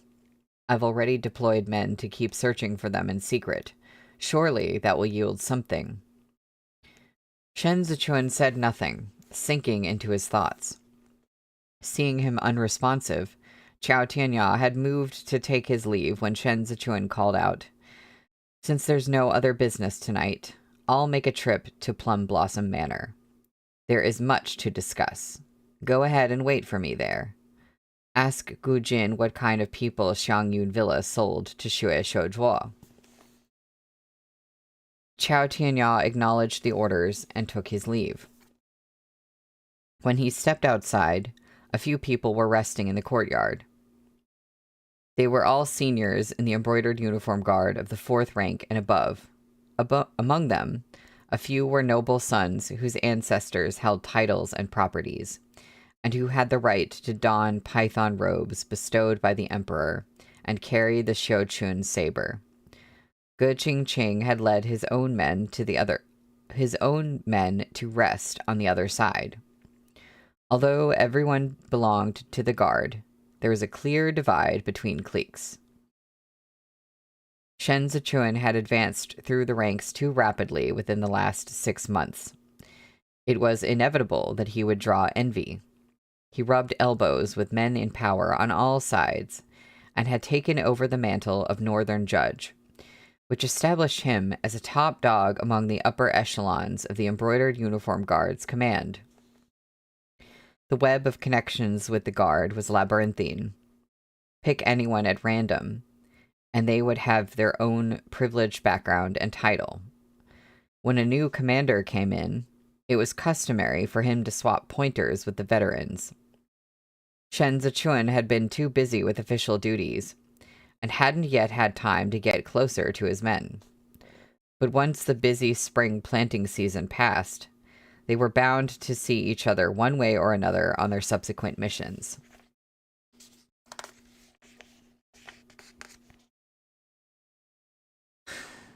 Henry, a top dog, and he has that dog in him. Literally. Standing between these two unspoken factions, Qiao Tianya's heart sank slightly. He let the curtain fall behind him and left ahead of Shen Zichuan. Xiao Chuye had yet to return from the drill grounds at Mount Feng, and only Gu Jin remained at Plum Blossom Manor. Qiao Tianya drank half a cup of wine with him and inquired into the matter of Xiangyun Villa. A total of 16 people of similar ages, all boys and girls under the age of 20. Gu Jin and Qiao Tianya sat on the railing along the veranda. The weather was fine, with green buds and sprouts everywhere they looked. As for their backgrounds and origins, I've already told Taozi to write them out and hand them over to my master. Your master will see them soon, I'm sure. But this isn't an easy matter to investigate. These people are a motley crew, like a cluster of weeds. There's nothing that connects them, other than their ages. Isn't that just the problem? Chao Tianya picked the little porcelain cup, half the size of the usual, off the tray and sipped his wine. He frowned as he rolled it over his tongue.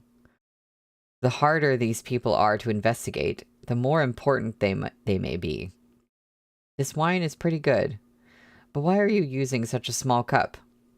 It's scarcely the size of my thumb. Drinking gets in the way of work. If you reek of wine when the masters return, you'll be in for a scolding. After the dressing down he had received from Xiao Chie, Gu Jin didn't dare to drink as liberally as he had done. He simply sat with Xiao Tianya for a moment. The patrols in Plum Blossom Manor were under his charge, so he departed a short while later and left Xiao Tianya to entertain himself.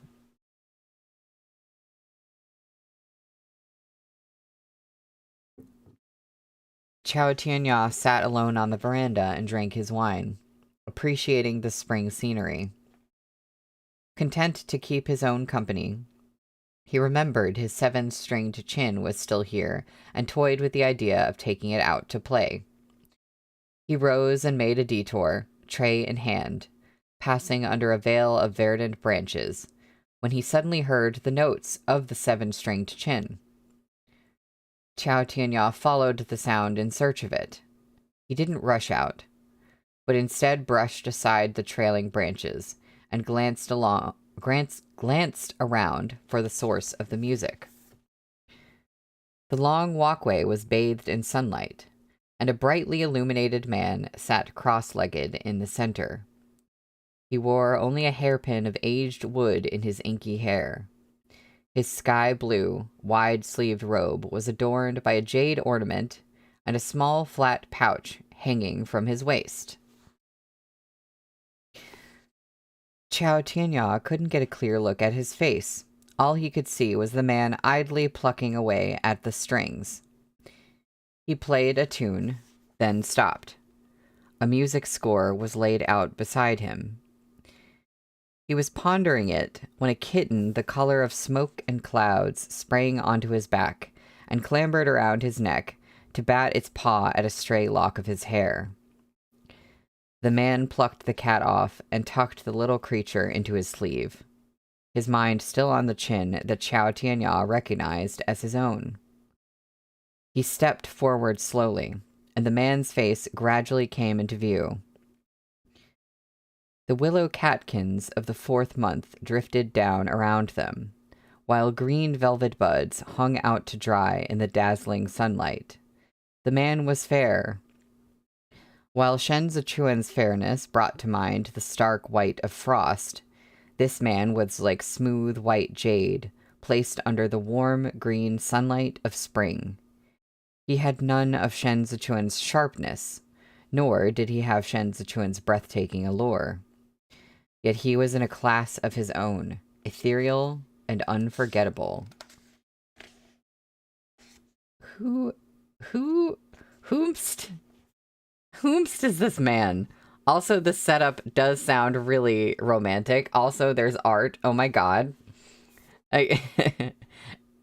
This Henry, who is Guchin Man, and why is he so fall in love with the bowl? Exactly. And there's a kitten, too. Alright, we'll just look at the art now, because it's really got me. Yeah, you could see that. There's the kitten, there's this man, there's the Guchin, there's Chao Tianya being like, hello? Who is this beautiful man? A kitten fell on him from the skies. Oh, a vase of peonies. Your other cat may have gotten outside. Oh yeah, go find your cat.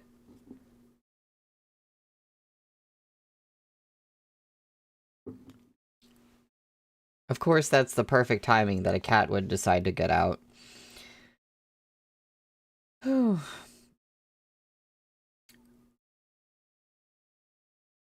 Tianya, once a young master from a family of officials, recalled a poem his eldest sister-in-law had once recited. Such is the mountain hewn from jade, as is the forest of jadeite pine. His unrivaled beauty, one of a kind, second to none, a man divine. There's a footnote. This is from Tune of Master Whitestone, a folk song included in Anthology of UFU Poetry, a Song Dynasty poetry anthology by Guo Maoqian. Jade and pine are often associated with beautiful men, and are used here to signify one whose appearance is beyond compare. We are really buttering this man up. Though they had never conversed, Chao Tianya knew who he was. Truly the epitome of a man of leisure, Chao Tianya swung his legs over the railing and set the tray on the ground. There's no need to study the score for this tune. If you're keen to learn, I can teach you. The man looked up at him and laughed. I think of wine, and the wine appears. I seek the tune, and the musician arrives. My friend, you're truly my lucky star. What is happening right now? The springtime view in the gardens of this estate is excellent. A pity no one appreciates it. It's fate that I've encountered you while enjoying the scenery of spring, and it's pure serendipity that I happened to hear this melody. Kindred spirits are hard to come by. I'm not good at much besides playing the chin. If you pass me by, you'll find no one else here who's up to teach you. Chao Tianya poured wine for himself while standing. After drinking a cup, he tilted his chin at the man. So, how about it? Serving one's teacher is akin to serving one's father. And there's a footnote for that, too. From Liu's Spring and Autumn Annals on Learning, a compendium of philosophies of the 100 schools of thoughts, compiled around 239 BC, under the patronage of Qin Dynasty Chancellor Liu Buwei. Okay. We're just quoting poetry and we're quoting texts at each other. The man laid the chin on the ground and dangled his jade pendant to tease the cat, saying in a composed and deliberate tone, "To be acknowledged as someone's teacher, you must first convince the student of your worth." Who is this? Chao Tianya stroked the light stubble on his chin. I, Chao Tianya, never lie. Acknowledge me if you're willing to believe me. Forget it if you aren't. The man let the jade pendant fall into his lap and looked at Chao Tianya again. After a moment, he smiled. I believe you. Okay, I have a theory about who this was, and my brain was blanking. Excuse me, my brain was blanking on his name, but I was like, I know who this is. I know who this is. The scholar, the one who Hai Liang Yi took him as his only pupil. I'm pretty sure this is him. We've seen him like once before, and that was in volume 1. Oh my god, vase of peonies. Okay, you caught the cat. I'm so glad you got your cat. I'm sorry your cat is being an escape artist. Blue is correct. You caught her just as the scene with the cat ended. Henry, Yaoi Wen Yu. It's Yao Wen Yu, but we're just gonna call him Yaoi Wen Yu now. That's his name now. By the time Xiao Chiye returned, Meng on his shoulder and reins in his hand, it was past dark. It was only as he was leading the horse through the gates that Chen Yang remembered and said, "Master, there was word a few days ago that Yao Gongzi has returned. Although he avoided the banquet,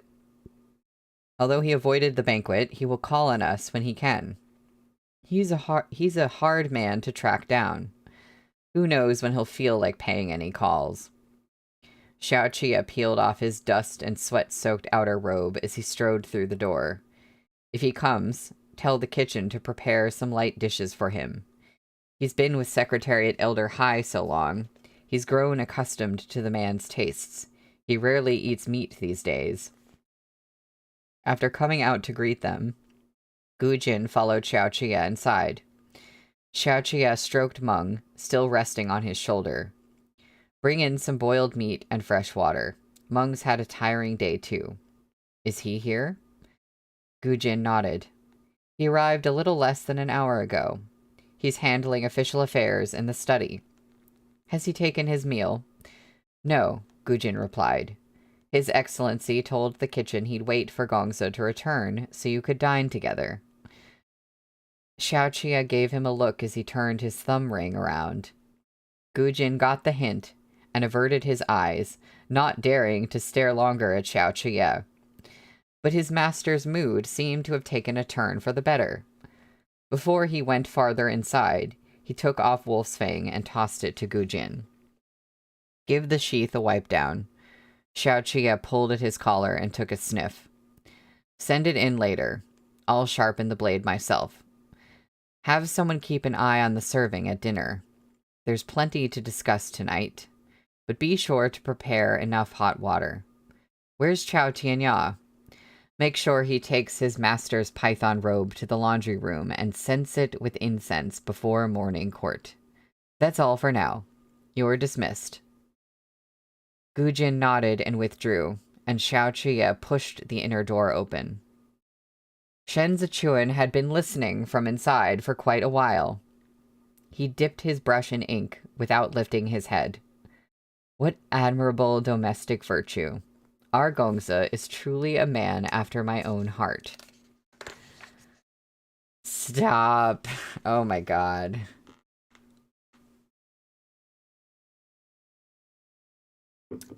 Well, that's the end of that chapter. I really totally thought that Scenery of Spring was going to be like an ironic title and there was going to be a lot of violence in that chapter, and instead we just kind of everything got cleared up. We're still trying to find Qi Huilian and Ji Gong, but otherwise everything is chill. Everything is fine, apparently. And then we get that scene with Chao Tianya and Yao Wenyu. I know this sounds silly, but like when Yao Wenyu was introduced and we just got that little art of him, I definitely got gay vibes from him, but I wasn't really, like, he's been kind of on the back burner for a long time, so I kind of forgot about him.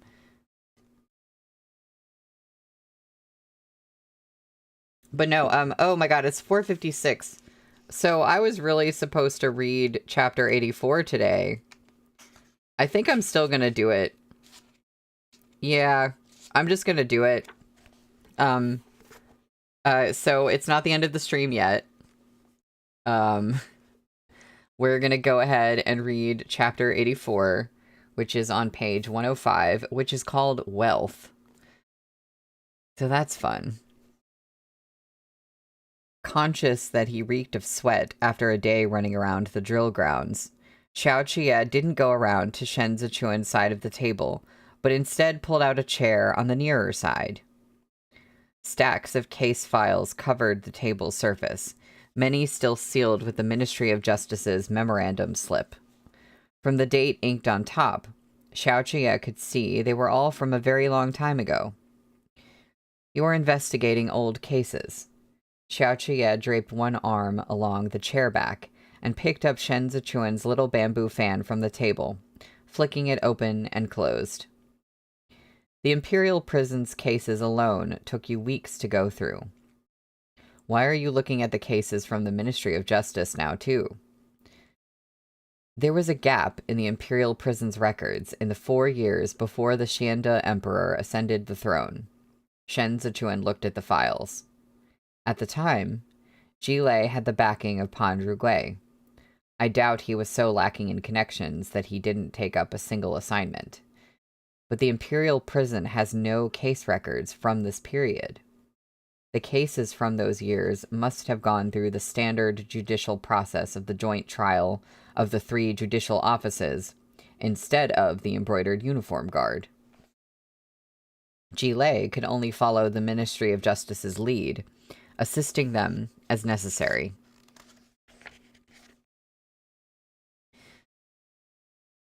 Henry, not the joke about case files. That was a mouthful. I was like, some of these sentences, like, I cannot speak them in the cadence that they should be spoken in. It's just too much. What I mean is, Xiao Qia murmured as he blocked Shen Zichuan's view of the files and tipped up his chin with the open fan. Why are we looking into old cases? It was in this room that we once discussed the fall of Zhongbo. Shen Zichuan set down the brush. I spoke of making a distant friend while attacking a nearby enemy. Do you remember? Xiao Qia closed the fan and rose to his feet. He sidestepped the table and walked toward the inner end of the bookshelf, and emerged at length, carrying a map scroll. Shen Zichuan pushed aside the documents on the table, and Xiao Qia flicked the scroll to unroll it across the surface. Both looked down at the detailed military topography spread out beneath them. Ooh, we're talking about maps again. This is a treasure I keep stashed away for special occasions. Xiao Qia used the fan to sketch a circle around the 6 prefectures of Zhongbo. Of course I remember what you said. You're referring to the fact that someone used the Biansha horsemen to knock out the 6 prefectures of Zhongbo, which lie close to Chudu. This is attacking a nearby enemy. Then the Hua clan fell into decline, and the Empress Dowager was forced to marry Third Lady Hua to Qidong. This is making a distant friend. If we put the 2 together, we can guess both were meant to weaken Li Bei, leaving it isolated, with neither support in close proximity nor assistance from afar. But playing out a game like this takes too long, and the variables are innumerable. If the player wants to ensure he makes no moves in error, then he must maintain a position from which he can view the entire board. Shen Zichuan rose from his seat and slid a finger across the map, crossing Zhongbo and coming to rest on Chudu. He has to be here. The Xianda Emperor had only reigned for 3 years when the Biansha attacked. Too short to hatch a plot that would see Zhongbo fall. We must look further back. Many things happened during the Guangsheng Emperor's era of Yongyi that shifted the situation.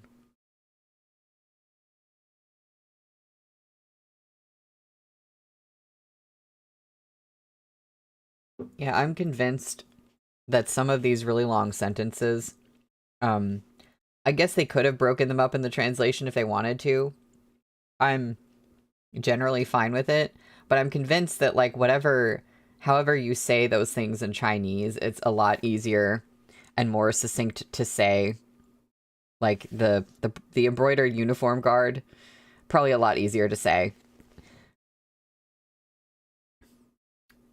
Our mastermind has to have involved himself somewhere within those events. I'm hoping, if I look through these old cases, that I might find some clues. It's harder to get the full picture from files alone. Xiao Qia looked down at the map. You need to find someone who was involved, or someone who knows the details. Placing his palms on the table, Shen Zichuan looked at him sidelong. We don't have such a person. Xiao Qia held out the fan to Shen Zichuan. On the contrary, I do have a candidate to recommend. But what will you bribe me with? Shen Zichuan smiled and grasped the other end of the fan, but didn't pull it away. He looked at Xiao Qia across the bamboo frame. Let me guess. The one you want to recommend is Yao Wenyu, am I right? He's a member of the Yao clan. He would know about many of the incidents that occurred during that period. Plus, he later went on to acknowledge Hai Liangyi as his teacher. Hai Liangyi served in the Ministry of Justice and the Ministry of Personnel before the Grand Secretariat. He would know the details better than anyone. Xiao Qie drew the fan closer, and Shen Zichuan's hand with it. Or do you not care to meet him? I've heard his reputation, of course. Whether he's truly capable, or all form and no substance, I'll know after meeting him. And I do want to. But when will I have the chance? After today, I'll be tied down with work for the latter half of the month. Everyone else is queuing up with high hopes to present their visitation cards to him. But of course, which of them can match the prestige of Lord Shen? Xiao Qie smiled. He might be a banished immortal who has fallen from heaven, but if he's not a tool meant for me to use, then even if I use all my powers of flattery, it'd be futile. Shen Zichuan was telling the truth.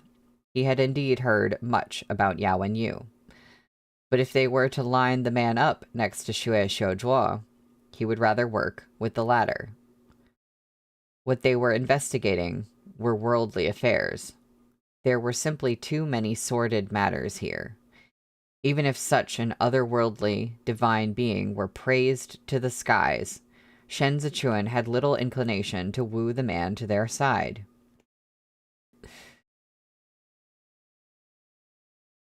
As the saying went, scholars were useless in all things practical. The work of an official was no more carefree than the courtesan selling herself in a brothel, flattering those above you and stepping on those beneath you, ingratiating yourself with others, taking a beating with a smile. Each of these acts was an art. That Hai Liangyi didn't drag Yao Wenyu down into this mundane world spoke volumes about Yao Wenyu's temperament. Who could bear to hold an immortal down in the mire? Let him remain free and happy among the clouds. Xiao Qie thought differently, but he was in no hurry to say so. I'm merely a casual acquaintance of his. He has friends all over the world, but those who can truly sit with him for a chat are few and far between. His manner is courteous, but distant. He's similar to you in that respect. You could just meet briefly and make an impression on each other. Should need arise in the future, you could at least name him among your nodding acquaintances. Hearing him put it this way, Shen Zichuan didn't object further. Xiao Qie wouldn't recommend a person without reason. Shen Zichuan made a mental note of it. He'd get Chao Tianya to help him free up some time to meet Yao Wenyu later. Xiao Qie had gone to speak with Shen Zichuan the moment he arrived. He felt warm, and the sweat he had worked up riding had yet to dry.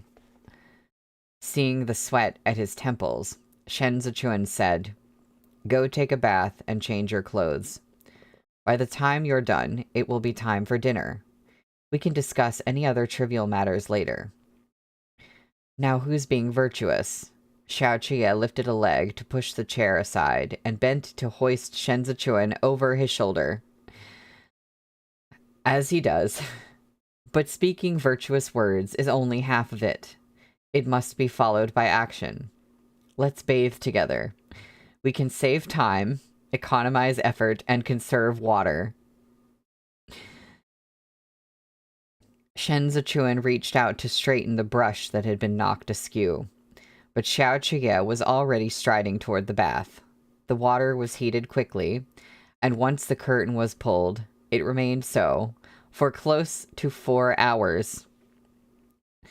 No one dared interrupt the flow of firewood. Chen Yang, being the most tactful, could read the situation best. The moment he saw Xiao Qie would bathe, he had instructed the kitchen to prepare ingredients for the dishes, and then wait. There was no hurry to serve them just yet. The flow of firewood.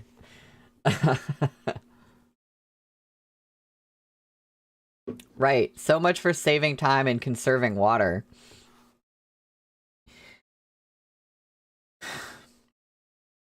Shen Zichuan had come to understand one thing very well.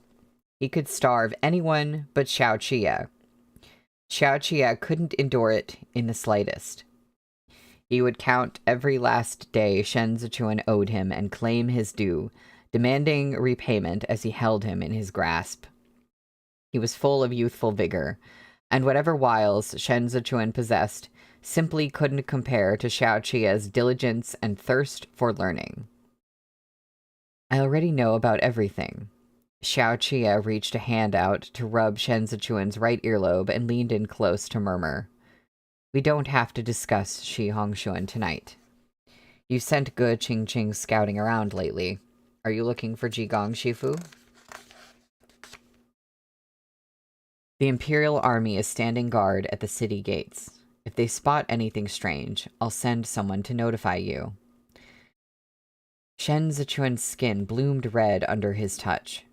He leaned back against Xiao Qie's arm and closed his eyes to catch his breath, exposing his fair neck. Neck mentioned...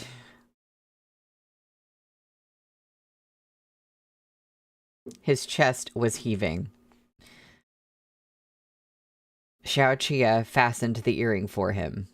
Our Gongzo will discuss nothing else tonight. Shen Zichuan leaned forward, pushed against the edge of the pool, yet inseparable from Xiao Qie. The waves built up, crest upon crest. He trembled as his climax crashed over him. In Xiao Qie's embrace, the sensation of being filled tipped him from pleasure into the thrill of abandon. It threw his consciousness into chaos. He could do no more than murmur vague words under his breath. I swear, they just... The way that Tong Jiuqing writes these sex scenes is like, oh, wait a minute. Oh, that's happening. Oh, wait, that's happening right now. Yeah, like you said, Blue, guys, can you not talk about this while you screw? They were saying this during... Yeah, well...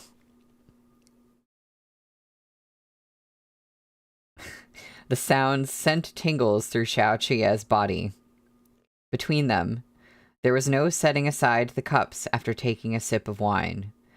There was only drinking to their heart's content. They were desperate for true and undisguised desire, and could only find it in each other. They craved the headlong rush of their bodies clinging to each other in bed. First the storm, then the gentle rain. All their worries could be washed into oblivion by their mutual passion. They never whispered sweet nothings in the most intense moments, when burning lust was drowned by the desire for love. Their intimacy lay in the unspoken agreement of their need. Impassioned kisses stood in for words they couldn't say. This was their conversation, a kiss for their desperation, a kiss to mark their climax, and a kiss for the tender silence of the moments between. By the time Xiao Qie was sated, he had lost all track of time. He brushed Shen Zichuan's dripping hair from his forehead and caressed his wet cheeks. Shen Zichuan lifted his fair neck and pulled him closer, tongue darting out to wet his lips. Neck mentioned again.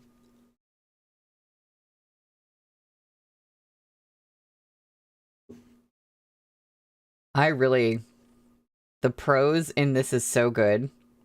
Props to Tong Jiuqing, props to the translators. It's so good. This might be, as far as, like, I don't know yet otherwise, but at least as far as the writing and, like, the writing style, this could very well be, like, my favorite Danmei. I just have to say that, like, especially after that scene. Oh, sorry, but the scene's not over yet. Excuse me. Shen Zichuan lifted his fair neck and pulled him closer, tongue darting out to wet his lips. Xiao Qie had yet to pull out. he kissed Shen Zichuan again and picked him up. Shen Zichuan let him kiss as he felt his way to the mess of their spend and drew it across Xiao Qi's stomach with slender fingers. Okay, now there's a scene break. Now the scene is over. Yeah.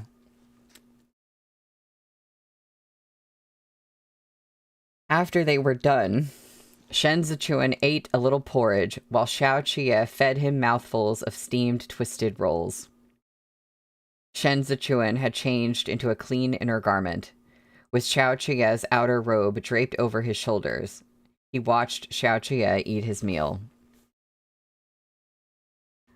That is how she ends the scene. And yeah, Blue, I think that is the most explicit that it's been so far.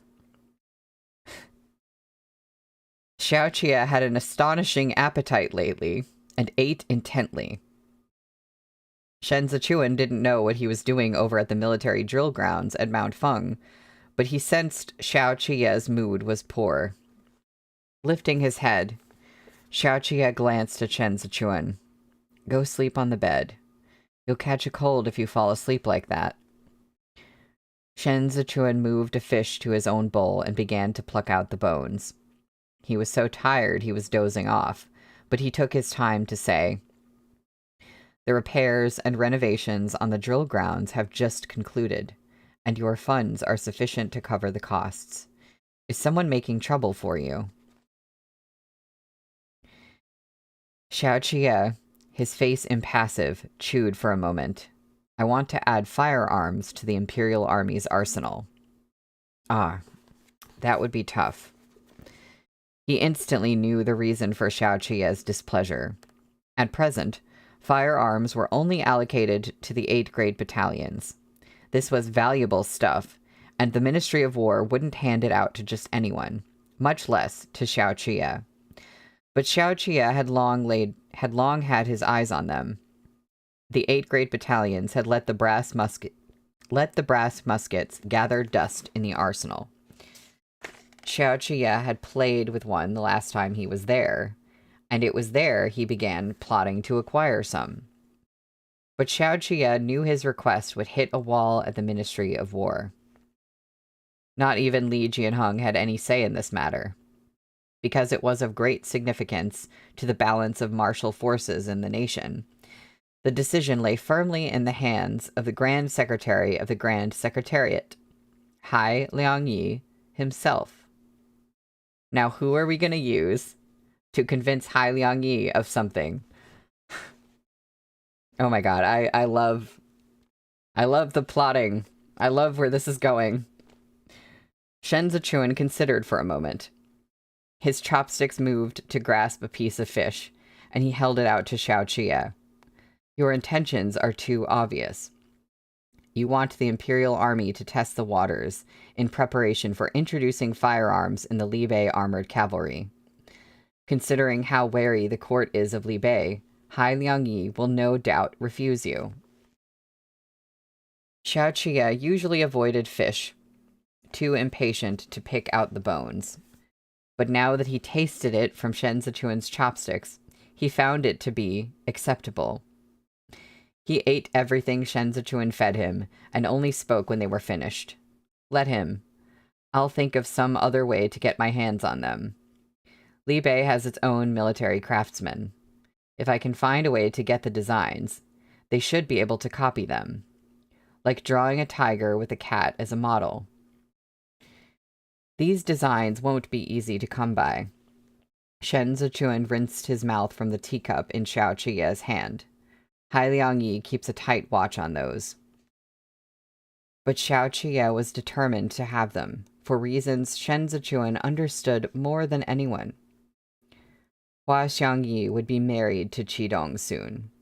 Chudu's strategy of making a distant friend while attacking a nearby enemy was already taking shape. Li Bei must respond, and quickly. The Li Bei armored cavalry wasn't an invincible force. The reason it remained infallible was because its 2 successive commanders were resourceful and swift to adapt to changing circumstances. If the Qi clan really fell out with Li Bei as a result of this marriage alliance, then in addition to strategies for confronting the Biansha horsemen, Li Bei would also need to consider tactics for confronting the Qi clan's infantry. The Minister of War, Chen Zhen, comes from the same hometown as Kong Qiu. We should consider him one of Hai Liangyi's people. This man's been friendly enough with my father in the past, but he wouldn't necessarily even do my eldest brother a favor. And now that it's come to me. Recalling yesterday's frustration, Xiao Qia paused. There's another way. Shen Zichuan snuffed the lamp. They lay on the bed together, sharing a pillow. That's another one. We drink to sharing a pillow.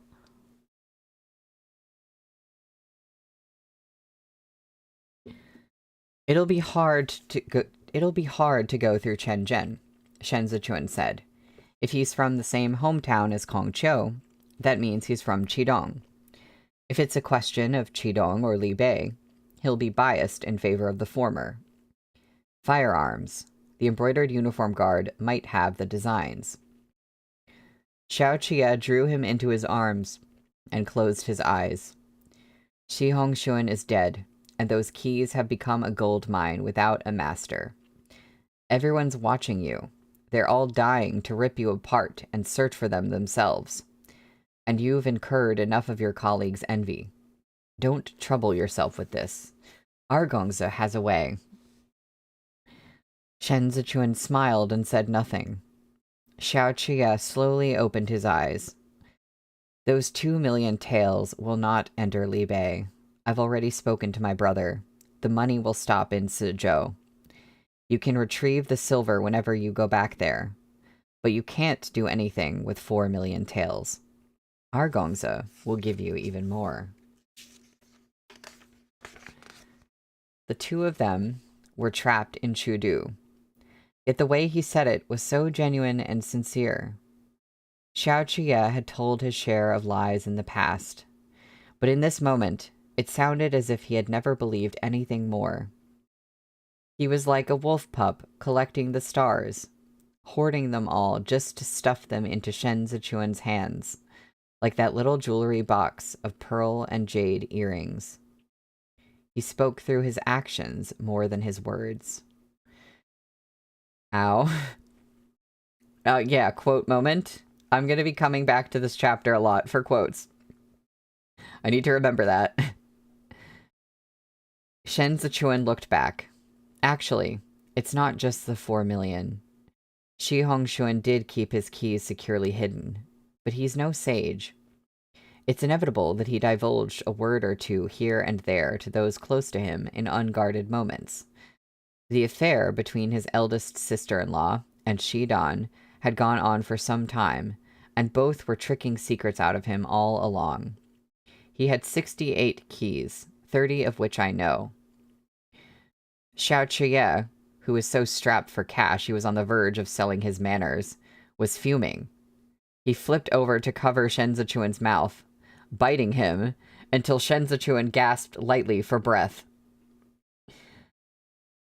Alright, that's one way to respond to that. Xiao R, Shen Zichuan hissed through singing lips. Xiao Qia pinched his chin to stop him from saying it. They tumbled into the bedding, trading urgent kisses. Jing Tao was on the rooftop, feeding a sparrow he had begun to tame. Hearing the thump of the pillow sliding off the bed inside the room, he clutched the sparrow tighter, wanting to peek in, but too timid. Looking around, he saw his many Goga staring determinedly into space.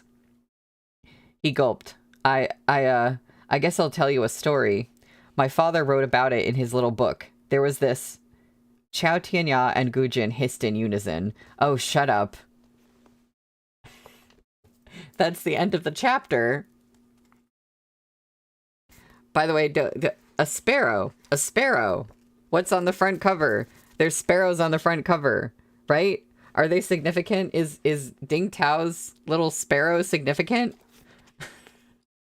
But yes, such a sweet moment to end on. I love when it like zooms out and the trio is just there like acting uncomfortable.